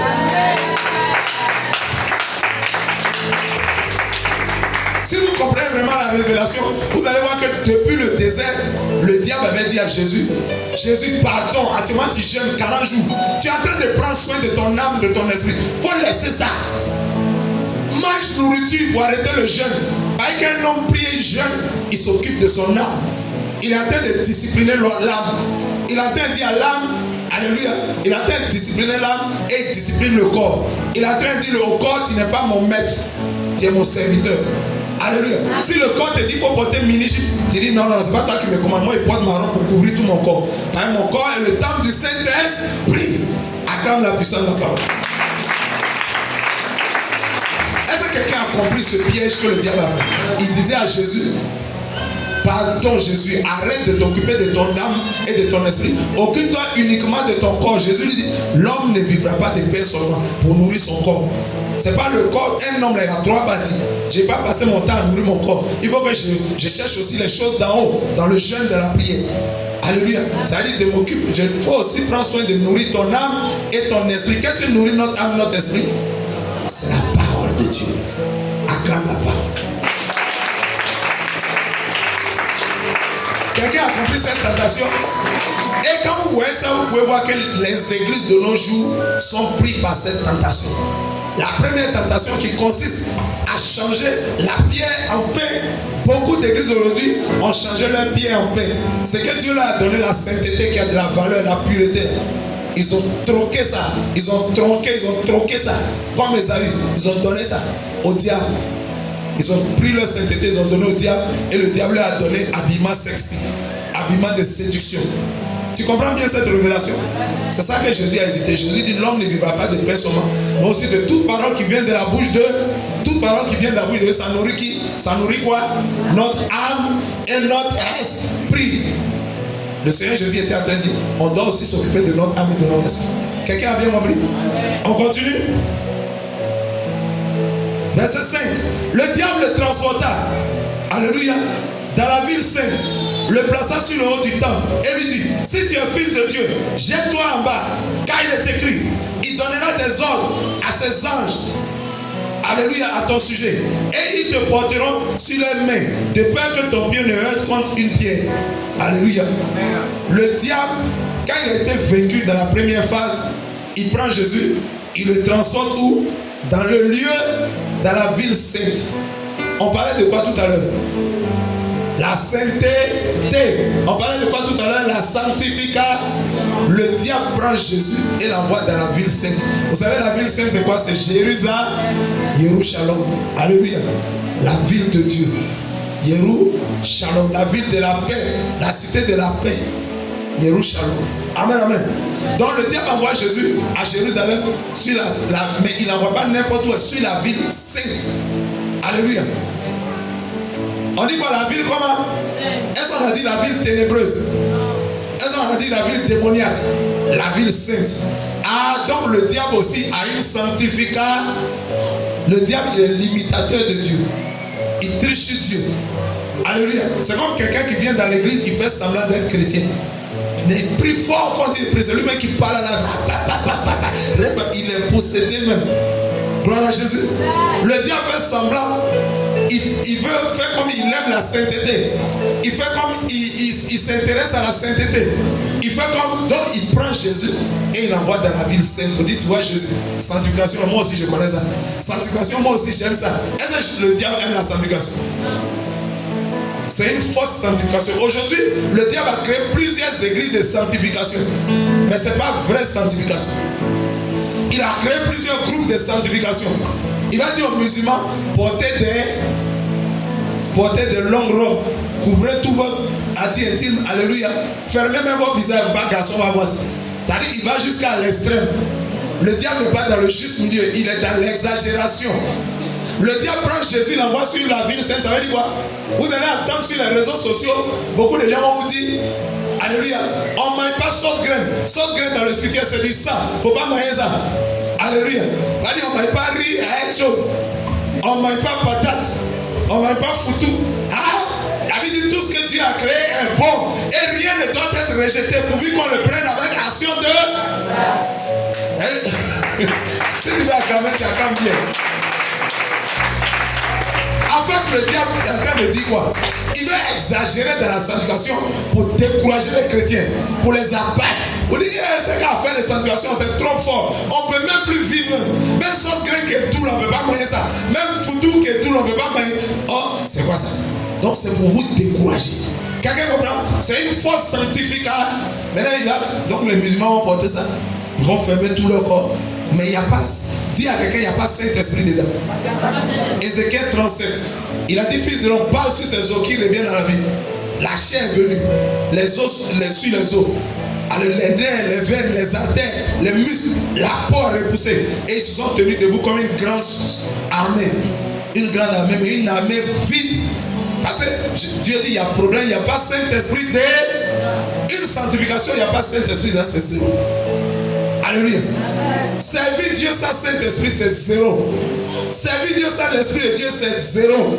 Tu ne peux pas dire, je fais l'œuvre de Dieu. Tu fermes tout ton corps, mais il n'y a pas Saint-Esprit. Saint-Esprit n'est pas ton maître, il ne te quitte pas. C'est quelle sanctification? Il prend Jésus, il l'envoie sur la ville sainte. C'est le semblant de sanctification. Il voulait aussi dire à Jésus, tu vois, moi aussi j'aime sanctification. Est-ce que le diable aime sanctification? C'est faux. La sanctification détruit l'œuvre du diable. Amen, amen. Amen, amen. Tant que tu tiens dans la sanctification, ça détruit le diable. Mais il voulait aussi, deuxièmement, envoyer Jésus sur son terrain. Qui est le père de la sanctification? Qui est le maître de la sanctification vrai? C'est Jésus. Donc il prend Jésus, il l'envoie de la vie sainte pour lui dire quoi? Je t'envoie sur ton terrain. Est-ce que tu peux vaincre poisson dans l'eau? Alléluia. C'est son milieu. Il n'y a que Dieu qui a noyé poisson dans l'eau lors de l'âge de Noé. C'est Dieu seul dans ton univers. Mais si tu n'es pas Dieu, quand quelqu'un est dans son univers, tu ne peux pas le vaincre là-bas. Il envoie Jésus sur le terrain de la sanctification. Et il lui dit quoi? Si tu es vraiment fils de Dieu, jette-toi. Aïe. Est-ce que vous comprenez la parole de Dieu? Là-bas, lorsque dans la première tentation, le diable a dit quoi? Il dit ordonne. Ordonne, ça veut dire quoi? Ça veut dire que si tu négliges, si tu avilis les choses qui ont de la valeur aux yeux de Dieu, c'est pas moi qui ai fait, c'est toi-même qui as ordonné, c'est toi-même qui as commandé. C'est pourquoi la Bible dit en Proverbe 18, verset 21, la vie et la mort sont au pouvoir de la langue. Celui qui l'aime en mangera le... Donc le diable va te pousser souvent à dire des paroles négatives contre toi. Eh, nous là, nous on n'est rien. Nous on ne sera jamais rien. Nous on est venus pour vous accompagner. C'est vous qui êtes toujours tu es en train de maudire ta vie comme ça. Tu es en train de proclamer des malédictions sur ta vie. Un enfant de Dieu doit déclarer toujours des bénédictions sur sa vie. Amen. Je suis toujours en avant. Je marche de la victoire. Je combats de la victoire. Je suis plus que vainqueur. Au nom puissant de Jésus. Mon Dieu est grand. Je suis avec lui. L'éternel Dieu, il marche devant moi. Alléluia. Alléluia. Il a dit même si tu traverses les eaux ne t'engloutiront pas. Pourquoi? Parce que lui, il est avec. Il dit si tu traverses le feu ne te brûlera pas. Pourquoi? Parce qu'il est avec toi. Et c'est quelqu'un qui comprend la puissance de la parole. Il dit à Jésus, jette-toi. Est-ce que vous comprenez le diable? Le diable, c'est toi qui m'as envoyé au-dessus de la ville sainte, non? Hein? C'est pas toi qui m'as envoyé là-bas. C'est que tu as commencé, il faut terminer. Mais tu m'envoies dans la ville et tu me dis de me jeter. Et regardez ce qu'il dit. Il dit, jette-toi en bas. Il dit, jette-toi en bas. Je voulais vous dire qu'un chrétien, un enfant de Dieu ne doit jamais se jeter. Quelqu'un comprend? Un enfant de Dieu ne devrait jamais se jeter. Se jeter, ça veut dire quoi? Ça veut dire que ta vie n'est pas en danger. Mais tu pousses Dieu à agir. Quelqu'un comprend? Ta vie n'est pas en danger. Mais tu veux forcer Dieu à descendre du ciel rapidement pour venir te secourir. Est-ce que Dieu n'a que ça à faire? Donc Dieu n'a rien à faire. Il est au ciel là-bas, il n'a rien à faire. À l'école biblique, quand j'enseigne les pasteurs, il y a un apôtre qui m'a un jour étonné. L'apôtre là, quand on finit le cours et qu'on s'en va, il marche doucement. Quand on traverse la route, moi-même le professeur, je cours pour traverser. Lui, il marche doucement. Et tous les étudiants traversent. Moi, je dis, mais apôtre, tu fais quoi? Il dit, non, moi je suis un enfant de Dieu. C'est la voiture qui doit me receter. Je ne peux pas courir. C'est la voiture qui doit me receter. Moi, je suis un prince de l'Éternel. Il n'a rien compris. Tu n'es pas sur ton terrain. La route, goudron, on a fabriqué ça pour qui? Qui doit passer dessus? C'est pour les voitures. On appelle ça la juridiction des voitures. Et pour nous, c'est le trottoir au bord. C'est là-bas que nous on doit passer.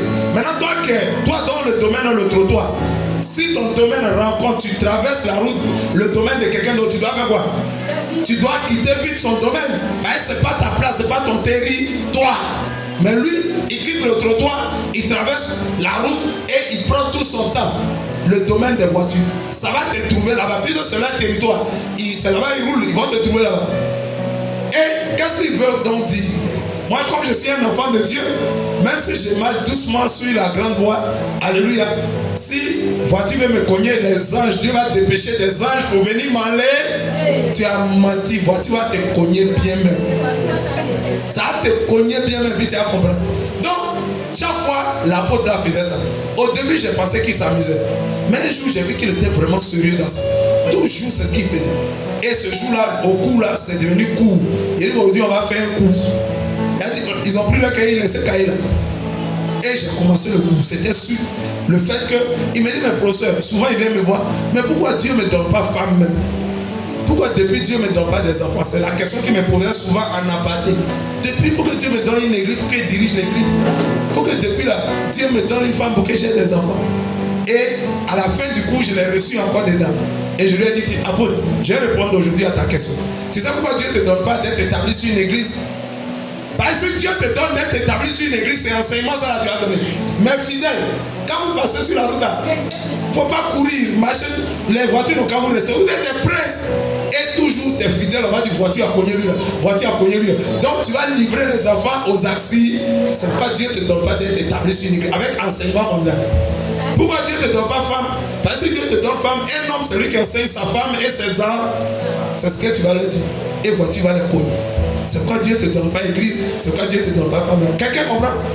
On ne se jette pas. Le chrétien se jette pas. Se jeter, ça veut dire quoi? Provoquer le danger.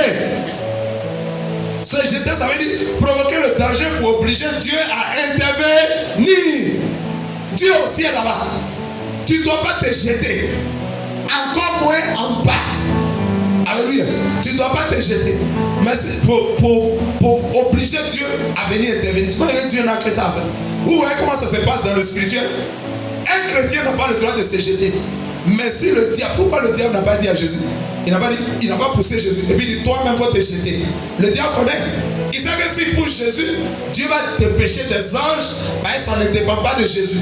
Ça veut dire que ce n'est pas Jésus lui-même qui s'est jeté, mais c'est le diable qui l'a poussé. Donc des anges vont décoller tout de suite pour venir le prendre, pour venir l'attraper, pour ne pas que voiture le colle. C'est-à-dire quoi? Toi-même tu marches, tu es un enfant, tu marches sur le trottoir, là où tu dois marcher, tu respectes les règles. Et des sorciers du village, leur coalition, leur réseau, lance une voiture contre toi, la voiture qui roule sur dévie et puis vient, ça va te cogner. Est-ce que tu t'es jeté? Est-ce que tu as provoqué le danger? Non, afin d'oublier Dieu. Tu n'as pas provoqué le danger. C'est les sorciers qui t'ont attaqué. Qu'est-ce que Dieu a fait? Il va dire, les anges, allez au déploiement. Les anges vont décoller du ciel en une seconde tout de suite et puis venir t'enlever de la voiture. Alléluia. Quelqu'un comprend? Le ciel va se mettre en mouvement tout de suite parce que tu as honoré la parole de Dieu. Tu n'as pas obligé Dieu. On n'oblige pas Dieu à intervenir. Alléluia. Mais si le monde des ténèbres nous met en danger, Dieu va intervenir. Un jour, je suis parti au travail et puis Dieu me dit aujourd'hui tu seras attaqué. Mais ne t'en fais pas, je suis au contrôle. Et j'ai marché comme ça. Et ce jour-là, Dieu me fait passer dans un coin où je ne passe jamais. Quand je quitte au travail, je ne passe jamais là-bas. Mais ce jour où Dieu m'a dit, tu seras attaqué, bizarrement, je suis passé par là. Et c'est une gare de Woro. Il y avait des voitures sur des voitures. Et puis, mais la ligne est serrée. C'est comme une allée comme ça, mais c'est juste une voiture qui peut passer. Il n'y a même pas de place même pour que l'homme soit à côté. Ils ont mis ça limite. Donc les chauffeurs là sont des inspecteurs. Ils chargent. Et quand je suis arrivé là, j'ai eu l'envie d'écouter des cantiques. Puisque la Bible dit, exhortez-vous par des hymnes et des cantiques spirituels, des psaumes, des hymnes et des cantiques spirituels. Et donc quand je voulais enlever l'écouteur pour mettre dans mes oreilles, j'ai entendu, on dirait beaucoup de jetons comme ça versés. Donc je me suis abaissé, j'ai cherché l'argent. Et il y a une petite fille du lac qui est venue dire, papa, tu cherches quoi? Il dit, je ne sais pas. Je ne sais pas si l'argent est tombé, j'ai entendu bruit d'argent. Donc j'étais abaissé comme ça. Et il y a une voiture qui a décollé, je ne sais même pas, moi je suis de dos. Et la voiture a décollé. La voiture est venue, j'étais au milieu, je suis comme ça. Je suis au milieu. Mais c'est là, c'est juste le temps d'une voiture. Ici. Donc j'étais au milieu là, en train de chercher. Donc si la voiture vient, ça devait faire quoi? Pendant que je suis prosterné. Ça devait me cogner, je tombais, puis ça m'écrasait et ça passait. Ah, donc voici l'attaque que les sorciers avaient préparée pour moi. Amen. Je tombe et puis ça vient m'écraser, puis ça passe. Mais je vois là, je suis au milieu, voiture me dépasse. Je n'ai jamais vu ça de toute ma vie. Est-ce que vous comprenez ce que je dis? Je ne regarde pas derrière pour voir s'il y a voiture. Je n'ai pas tourné pour voir qu'il y a voiture. Je n'ai pas sauté. Je ne suis pas allé que je suis bien au milieu. Et le coin est serré. Voiture m'a dépassé. Ouais, non, c'est comme ça. Voiture peut passer ici. Là, la voiture peut passer là. Forcément, ça va me prendre. Mais la voiture m'a dit, je vois une voiture qui passe. Je vous dis, c'est authentique. Je vous dis la vérité. La voiture passe. La preuve, la petite fille qui s'est abaissée pour m'aider à chercher, la voiture l'a cognée. Elle est tombée là-bas, oui. Pourtant, moi je suis avant elle. Pour que la voiture la cogne, pour que ça me cogne d'abord. Amen. Ça l'a cogné la petite fille. Et ça a dépassé la petite, ça a cogné. Après les voitures qui sont alignées comme ça, il y a des vendeurs d'oreilles, ça a cassé le caisse, tout ça. Donc tout le monde est venu attraper le monsieur et le chauffeur, ils l'ont fait sortir, ils ont commencé à le frapper. Il dit, mais je n'ai pas démarré. Où est le client qui est dedans, puis il a démarré pour pas. J'étais couché et la voiture a décollé seule. Donc moi je me suis mis à diriger ça. Sinon, voilà, je n'ai pas démarré. Est-ce qu'il y a un client dedans? C'est quand on charge qu'on sort. Je vous dis authentique. Donc j'ai vu que la voiture avait été lancée contre moi. Alléluia. Pour me tuer. Mais qu'est-ce que l'ange éternel a fait? Dieu a dépêché. Puis ce n'est pas moi-même qui ai provoqué le danger. Dieu m'a enlevé. Donc je suis là, mais je ne suis pas là.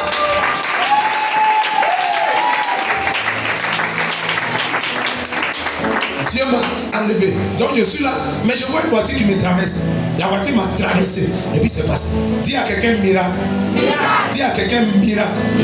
Dis à quelqu'un protection de Jésus. Nous les séparés, nous sommes protégés. On est trop protégés. Mais tiens-toi toujours dans la sanctification. Tiens-toi toujours dans la pureté. Donc comme je ne me suis pas jeté, mais que les sorciers m'ont lancé une attaque, Dieu a dépêché les anges, alléluia, pour m'enlever.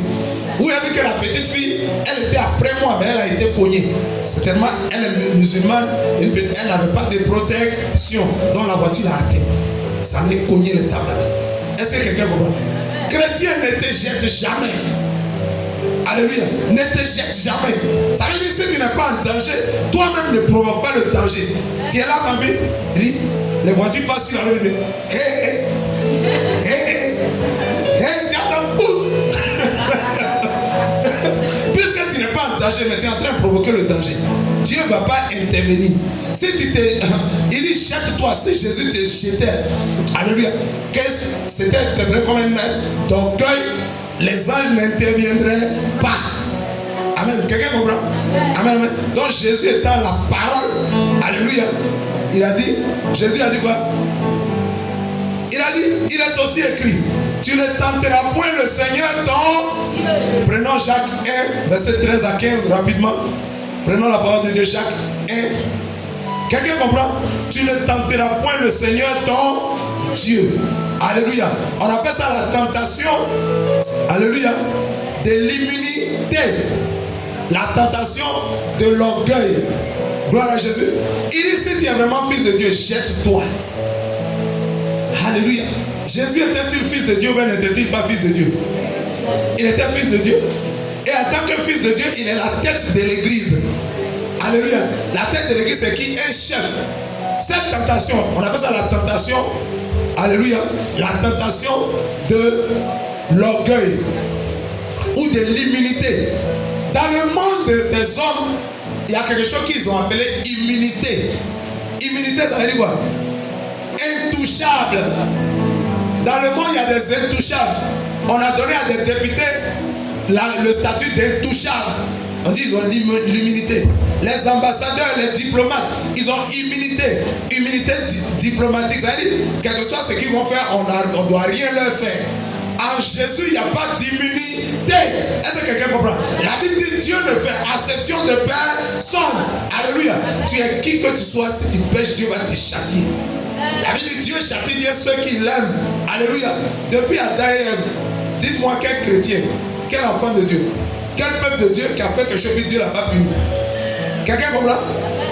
Au jour d'aujourd'hui, les églises disent, non, nous sommes au temps de la grâce. Nous sommes au temps de la grâce. Nous sommes au temps de la grâce. Donc péchons donc. Là où la grâce abonde, là où le péché abonde, la grâce surabonde. C'est du mensonge. La grâce n'est pas un billet vert pour continuer à pécher. La grâce est un temps que Dieu nous donne afin de nous disposer à être transformés. La grâce est un temps que Dieu nous donne afin de nous repentir pour ne pas aller dans le feu. La grâce n'est pas un billet pour continuer à pécher. Quelqu'un comprend? Amen, amen. Donc dans le monde, ils ont établi des gourous, des intouchables. On appelle ça l'immunité, c'est la tentation là. Un député, il tue sa femme, il matait sa femme, il la tue. On dit, on ne doit rien lui faire passer, il est député. Chez Dieu, il n'y a pas ça. Tu es député, tu es apôtre, tu es pasteur, tu es évangéliste, tu es docteur, tu es prophète. Si tu pêches, Dieu va te châtier. Quelqu'un comprend? Alléluia. La Bible dit, Dieu ne fait acception de personne. Dieu ne tient point le coupable pour innocent. Est-ce que quelqu'un comprend la parole de Dieu? Dieu ne tient pas le coupable pour innocent, mais dans le monde ici, on a donné l'immunité à des gens. Ils peuvent tuer leur femme, ils peuvent faire n'importe quoi, on ne doit rien leur faire parce qu'ils ont reçu l'immunité. Ça vient du diable, c'est de là que ça vient. L'immunité parlementaire, l'immunité diplomatique, ça vient de là. Il dit à Jésus, si tu es vraiment fils de Dieu, jette-toi en bas.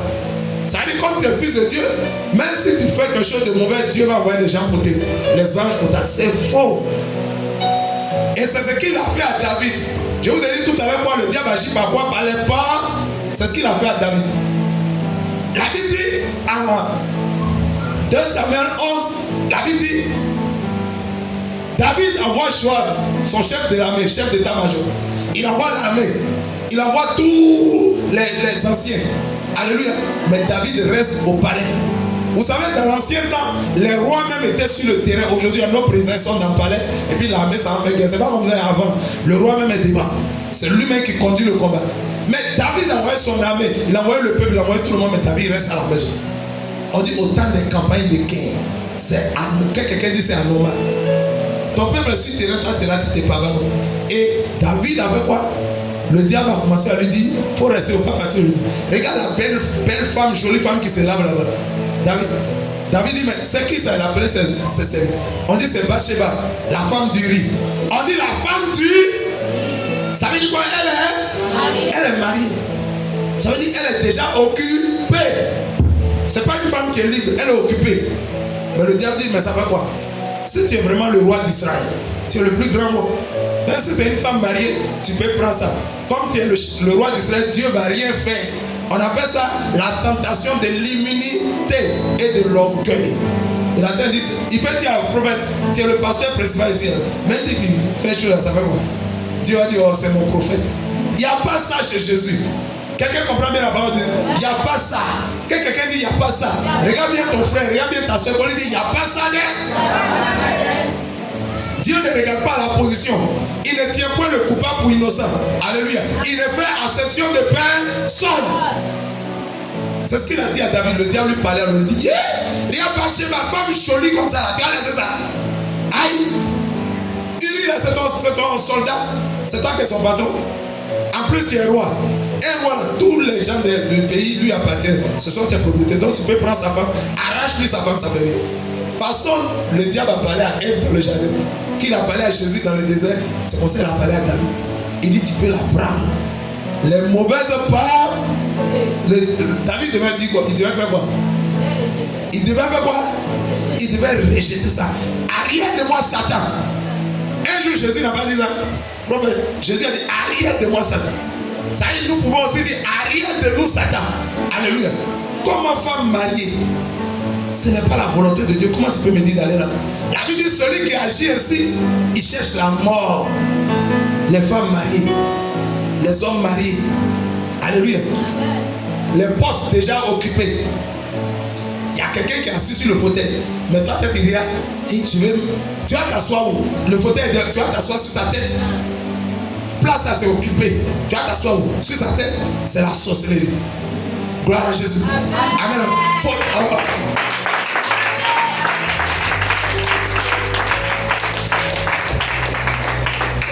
Fauteuil déjà occupé. Terrain déjà occupé.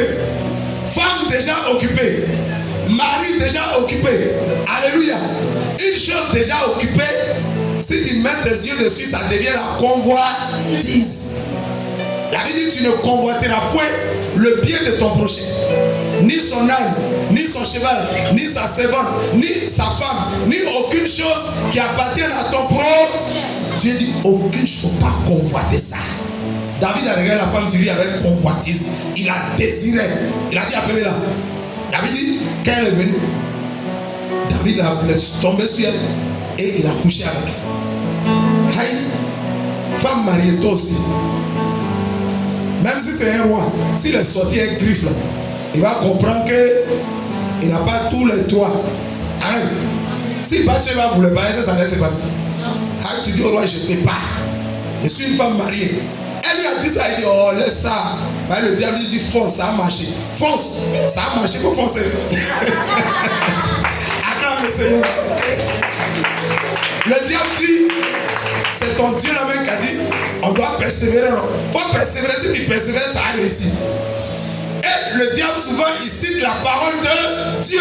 Mais il cite ça hors de son contexte. Il dit, il faut persévérer. Alléluia. La Bible dit, ce sont les violents qui s'en emparent. Persévère. La Bible dit, à tes résolutions répondra le succès. J'imagine combien de versets le diable a cité dans les oreilles de David. J'imagine. Le diable connaît la parole de Dieu. Seulement, il cite ça, il sort ça de son contexte normal. Alléluia. Il pervertit la parole. Et là, c'est ça que Dieu dit, qu'il faut persévérer. Et qu'à tes résolutions répondra aussi. Il a dit, donc le diable dit, persévère, persévère. Et finalement, David a persévéré. Il dit, je suis marié. Mon mari, c'est Uri. Il dit, oh, arrête donc. Arrête. Je suis ton roi. Soumets-toi à mon autorité. Je suis ton roi. Il dit, oh, arrête donc. Il dit, oh, arrête. Arrête.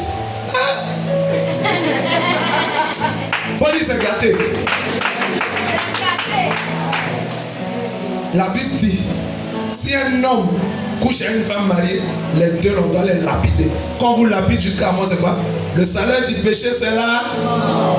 C'était le diable qui était derrière David. Il lui a soufflé des paroles. Il dit à Jésus, si tu es vraiment fils de Dieu, Jésus est à la tête de l'église. S'il se jetait ce jour-là, toi et moi, on ne serait pas là.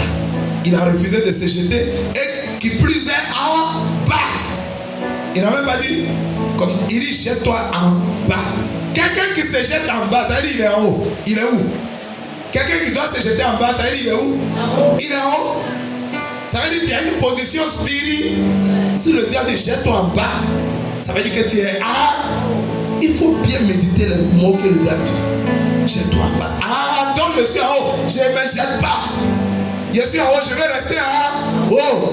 Je vais rester dans la sainteté. Je vais rester dans la sanctification. Il dit jette-toi en bas. Quelqu'un comprend bien la parole du Seigneur. Amen, amen. C'était un enseignement. Acclame le Seigneur.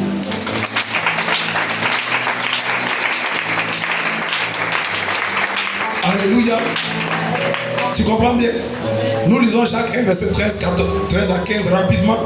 Jacques chapitre 1, verset 13 à 15. Il dit que personne. Jacques 1, verset 13 à 15. Je vous avais dit de chercher ça déjà. J'avais dit de chercher et je continue à expliquer. Jacques 1, verset 13 à 15. Et je lis rapidement.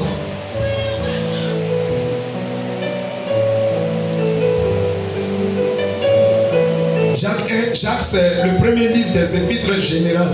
Il y a les épîtres de Paul, les lettres de Paul et les lettres générales. Donc quand les lettres de Paul finissent net, tu as Hébreu et après tu as Jacques. Gloire à Jésus. Nous lisons Jacques 1. Il dit que personne, lorsqu'il est tenté, ne dise c'est Dieu qui me tente.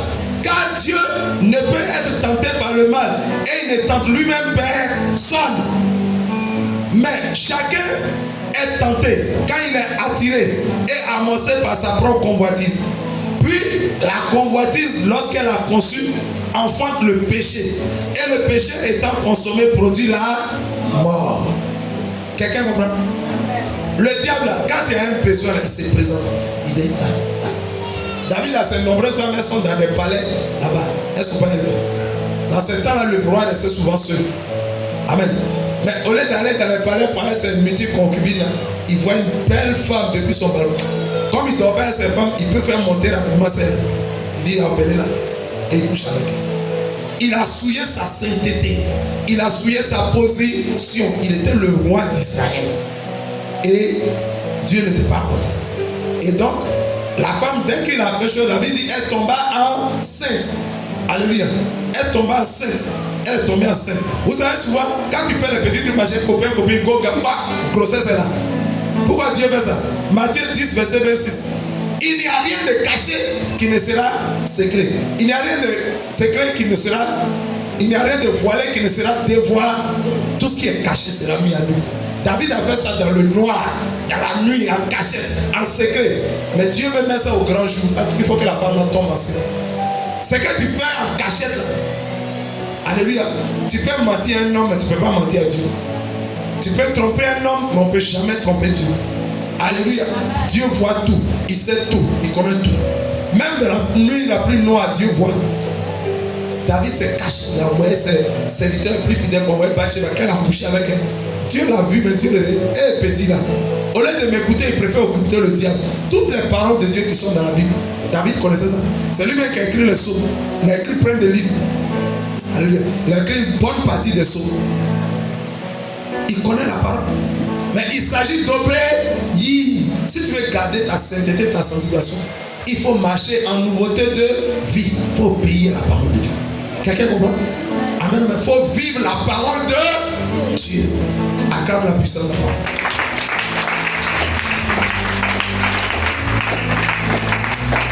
Dieu dit, alléluia. Dieu dit, quand nous n'obéissons pas à sa parole, nous devenons souillés, nous devenons corrompus. Et nous ne sommes plus aptes à vaincre Satan. C'est pourquoi Jésus est venu nous montrer comment on peut vaincre le péché, comment on peut vaincre le diable. Une fois que tu te souilles, quand David s'est souillé là, il a dit, Nathan est venu, Nathan dit, et mon roi, Dieu est fâché. Il a dit, toi tu dis quoi? Moi je suis ton roi, il faut me respecter. Il a commencé à crier sur Nathan. Nathan est sorti, il est parti. Mais l'enfant a commencé à tomber. Quand Bathsheba était enceinte, elle a accouché. Et il a dit, elle est enceinte. Avant qu'elle n'accouche, elle a amené le mari. Il a tout fait pour corrompre le mari. Pour pousser le mari à aller coucher avec sa femme, il n'a pas fait ça. Comme c'est un enseignement qui est long, ce côté-là, donc je passe dessus. Amen. Il a tout fait, il a enivré Uri. Il a envoyé des présents à Uri. Depuis moi, je suis ton soldat, je suis dans l'armée. Tu ne m'as jamais envoyé cadeau. Du coup, tu deviens gentil et moi. David envoie des cadeaux à Uri. Il faut dire à ton voisin, dis-lui bien, il n'a pas attendu. Depuis quand on est ici, depuis quand tu me donnes cadeau. Alléluia. Il y a des cadeaux. La Bible dit quoi? Les présents corrompent les yeux des sages. Méfiez-vous des présents. Cadeau. Faut voir qui te fait cadeau. C'est depuis qu'il te faisait cadeau. Pourquoi c'est maintenant qu'il a commencé? Alléluia. Uri dit c'est ça, je ne rentre pas chez moi. Quand il est devenu gentil, il a dormi. Où ses serviteurs dorment dans le palais. Là, tout le pays sait que Uri n'est jamais rentré chez lui. S'il y a quelque chose qui s'est passé, Dieu qui faisait tout ça, il voulait exposer le péché de David. Il voulait humilier David. Amen. L'homme que la Bible appelle l'homme selon son cœur. Amen, amen. Donc, est-ce que vous comprenez cette deuxième tentation? La tentation de l'immunité, la tentation de l'orgueil. Toi, tu es la chambre principale. Toi, tu es le pasteur principal. Toi, tu es tel chose, tu es le pion du pasteur principal. Même si tu fais ça, même si tu cherches une fille dans l'église, il ne va rien dire. Tu es son pion. C'est la tentation de l'immunité. C'est comme tu deviens un intouchable. Dis à quelqu'un, chez Jésus, il n'y a pas intouchable. Dans la maison de Jésus, il n'y a pas intouchable. Regardez. Toutes les religions de ce monde ont des intouchables. Alléluia. Notre Jésus même qui n'avait rien fait, Dieu l'a frappé à cause de nos péchés. Mais chez le diable, il y a des intouchables. Mahomet était un intouchable. Le pape, c'est un intouchable. Il peut faire des choses, on ne le touche pas. Mahomet, alléluia, de l'islam, il était un intouchable. Il était un intouchable. Il prenait les femmes des gens. Il tuait les maris et puis il arrachait leurs femmes.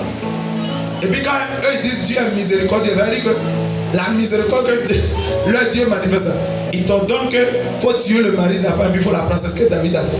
Il faut tuer le mari de la femme et puis prendre la femme. Tu es miséricordieux, pourquoi? Parce que tu as tué le mari, tu as laissé la femme en vie. Donc tu as manifesté la miséricorde. C'est ça qu'ils appellent quand on dit Dieu est miséricordieux quand ils citent leur truc. C'est ça qu'ils appellent miséricorde. Tu devais tuer le mari et la femme. Non, ce n'est pas de la miséricorde. Quelqu'un comprend? Donc Mahomet était intouchable. Mahomet, il semblerait qu'il a eu une fille de 6 ans, comme sa femme, qu'il a commencé à connaître à partir de 9 ans. 9 ans, c'est bébé, c'est pédophilie. Mais il était intouchable, on ne peut pas le toucher. Mais quand il est amené en enfer, il va comprendre là-bas que chez Dieu, il n'y a pas d'intouchable. Acclame la puissance. Donc ne te dis pas dans ton cœur, comme je suis chrétien, je suis intouchable. Je vais avoir copine, je vais avoir go, je vais avoir gars. Dieu ne va pas te louper. Alléluia. Il est bon, mais il ne tient pas le coupable pour innocent. Il est amour, mais il est d'abord sainteté. Et il est vérité. Quelqu'un comprend? Amen, amen. Amen, amen.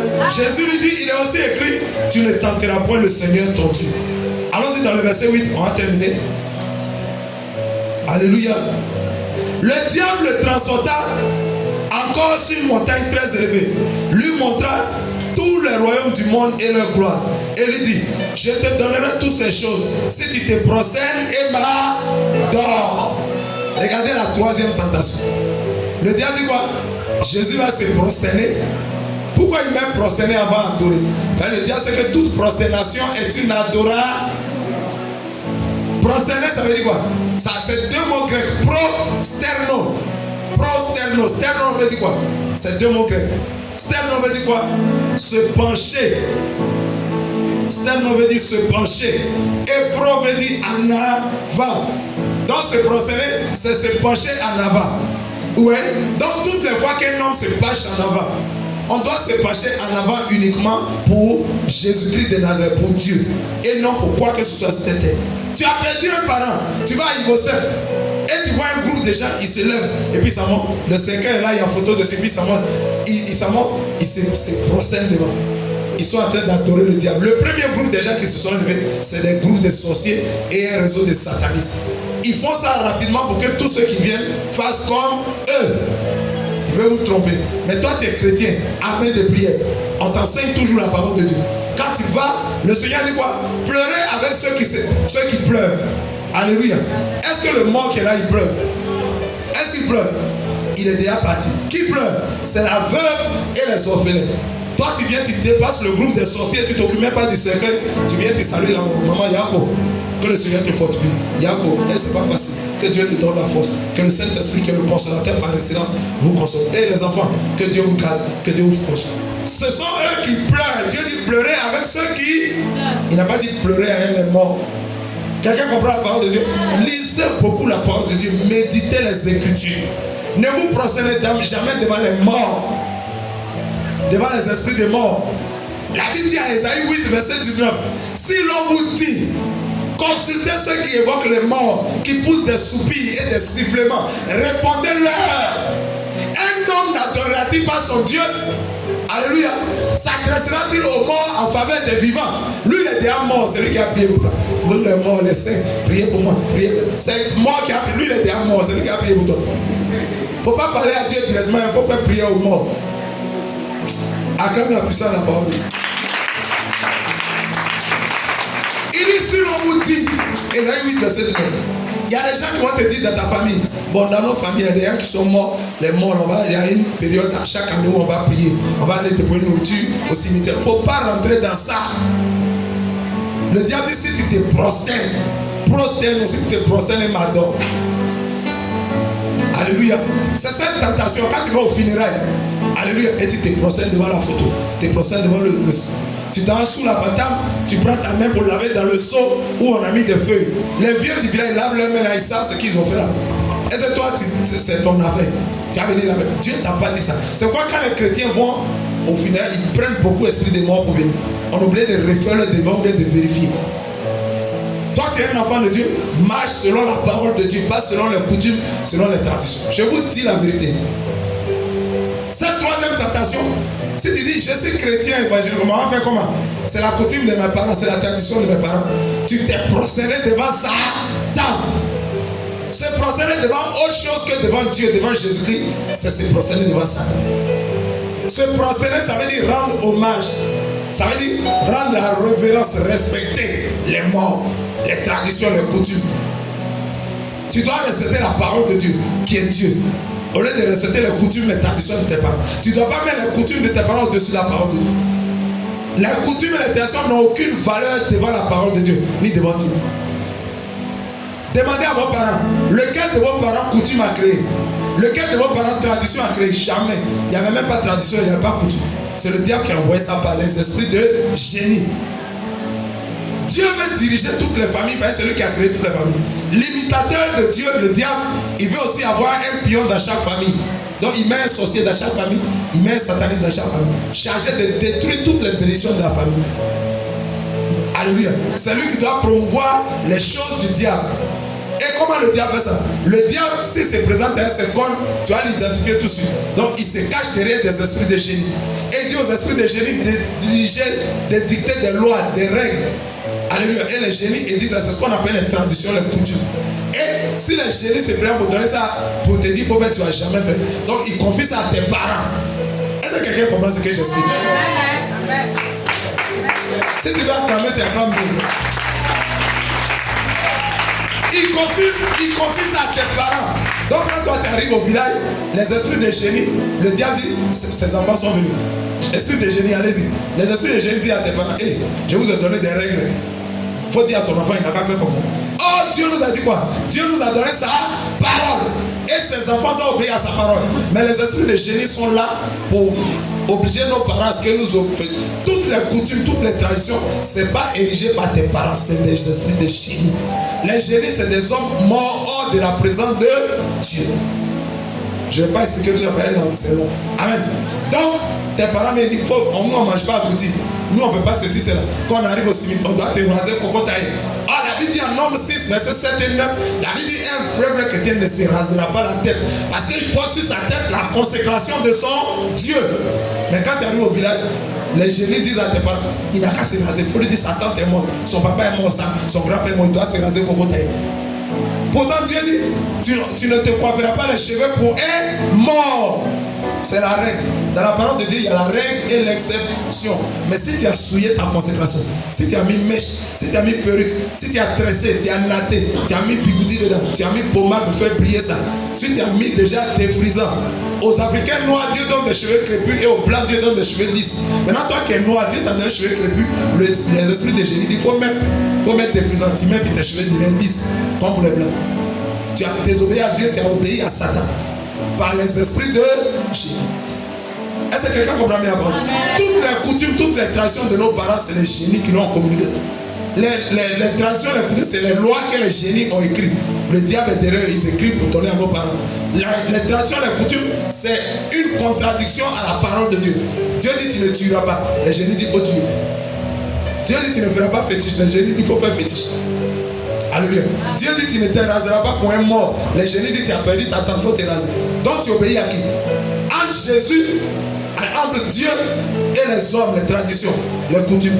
Donc certains d'entre vous, quand ils obéissent aux traditions de leurs parents, ils disent c'est les traditions, c'est pas tradition de tes parents, c'est les règles des génies. Quelqu'un comprend bien? À partir d'aujourd'hui, si tu obéis à la tradition aux coutumes, si tu mets la tradition au-dessus de la parole de Dieu, tu n'es pas un vrai chrétien. Tu n'es pas un vrai séparé. Tu n'es pas un mis à part pour Jésus. Tu es un mis à part pour Satan, malgré que tu es assis dans l'église. Que quelqu'un acclame la puissance. Il dit, je te donnerai toutes ces choses si tu te prosternes et m'adores. Jésus lui dit, retire-toi Satan. Dis à Satan, retire-toi.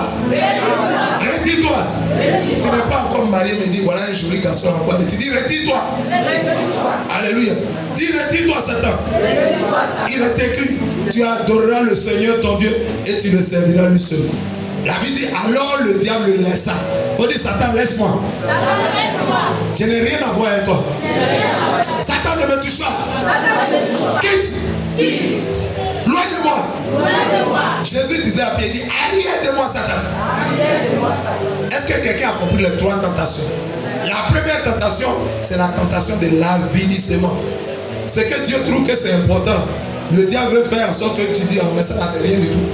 Le Seigneur trouve que le mariage est une grande bénédiction.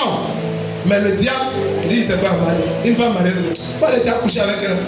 Il y a des hommes même qui ont dit, nous-mêmes là, ces femmes qui portent bague là, c'est elles-mêmes que nous on cherche. Il y a des femmes qui vont vouloir même bague de mariage pour que, voilà, on va voir qu'elles sont mariées. Il y a les démons de la série, ils s'en foutent de ça. Ils vont dire à leurs agents, les séducteurs, quand la bague même, c'est là pour foncer. Tu penses que la bague est une protection?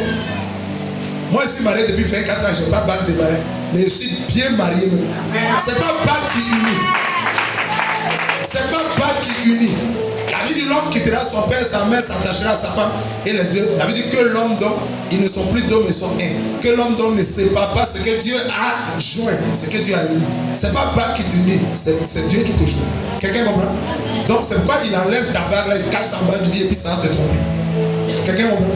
Le mariage a de la valeur devant Dieu parce que c'est une institution sacrée. Mais le diable a dit qu'il faut banaliser ton mariage.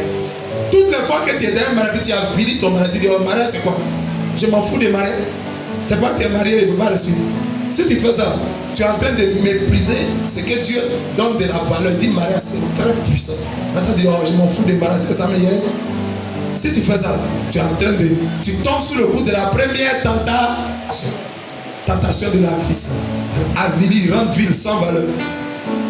Deuxième tentation, alléluia, c'est la tentation de l'immunité. Alléluia, c'est la tentation de la position. Tu te dis, ah, la position où je suis là, il peut faire tout ce que veut, Dieu ne va rien faire. Je suis son oint, je suis son serviteur. Lui-même il a dit, ne touchez pas à mes oints, ne touchez pas à mes prophètes. Ce n'est pas la vérité, c'est hors de son contexte. Amen, amen. Où est la troisième tentation? Dans la deuxième tentation, il ne faut jamais te jeter. Est-ce que quelqu'un a compris ce qu'on appelle se jeter? Et en bas, ne te jette pas, mais puis ne te jette pas en. Parce que ça veut dire que tu es en haut. Amen. La troisième tentation, on dit qu'il le transportait encore sur une haute montagne. La haute montagne, il y a montagne et puis montagne. Il y a montagne et puis il y a haute montagne. C'est une position spirituelle. Alléluia. Malgré ta position, le diable a dit qu'il faut te prosterner. Tu dis, je ne me prosterne pas. Regardez, Nebuchadnezzar a établi une grosse statue. Il dit, prosternez-vous, Shadrach, Meshach, tout le monde s'est prosterné. Même les parents de Shadrach, Meshach et Abednego se sont prosternés. Leurs oncles se sont prosternés. Leurs cousins se sont prosternés. Leurs tantes. Leurs parents, puisque ce n'était pas Shadrach, Meshach et Abednego comme juifs qui avaient été envoyés, c'était plein de juifs. Mais la Bible dit que ce sont les 3 jeunes gens seulement qu'on a trouvé debout. Ça veut dire quoi? Leurs parents se sont prosternés. Leur papa s'est prosterné. Leur maman s'est prosternée. Leurs frères s'est prosternés. Leurs oncles se sont prosternés. Leurs frères, leurs oncles, c'est l'image des chrétiens.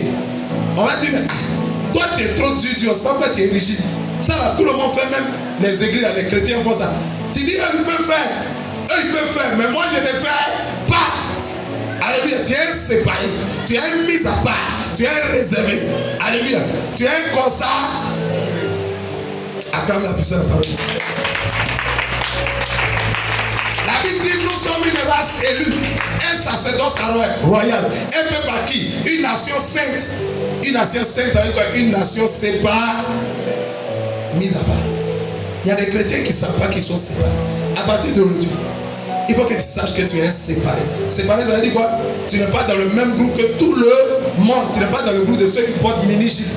Tu n'es pas dans le groupe de ceux qui portent robe à un jupe fendu. Tu n'es pas dans le groupe de ceux qui manquent chérie à mon dos, chérie à ma poitrine. Tu n'es pas dans le groupe de ceux qui se pomment, ceux qui se parfument. Tu as été séparé, tu as été mis à part. Tu es un élu, tu es un racheté, tu es un consacré. Quelqu'un comprend bien la puissance de la parole? Verset 11, enfin, acclame bien si tu comprends. Verset 11, on est dans la conclusion. Dans la conclusion, verset 11, David dit, alors le diable le laissa. Dis à Satan, laisse-moi. Dis, arrière de moi. Alléluia.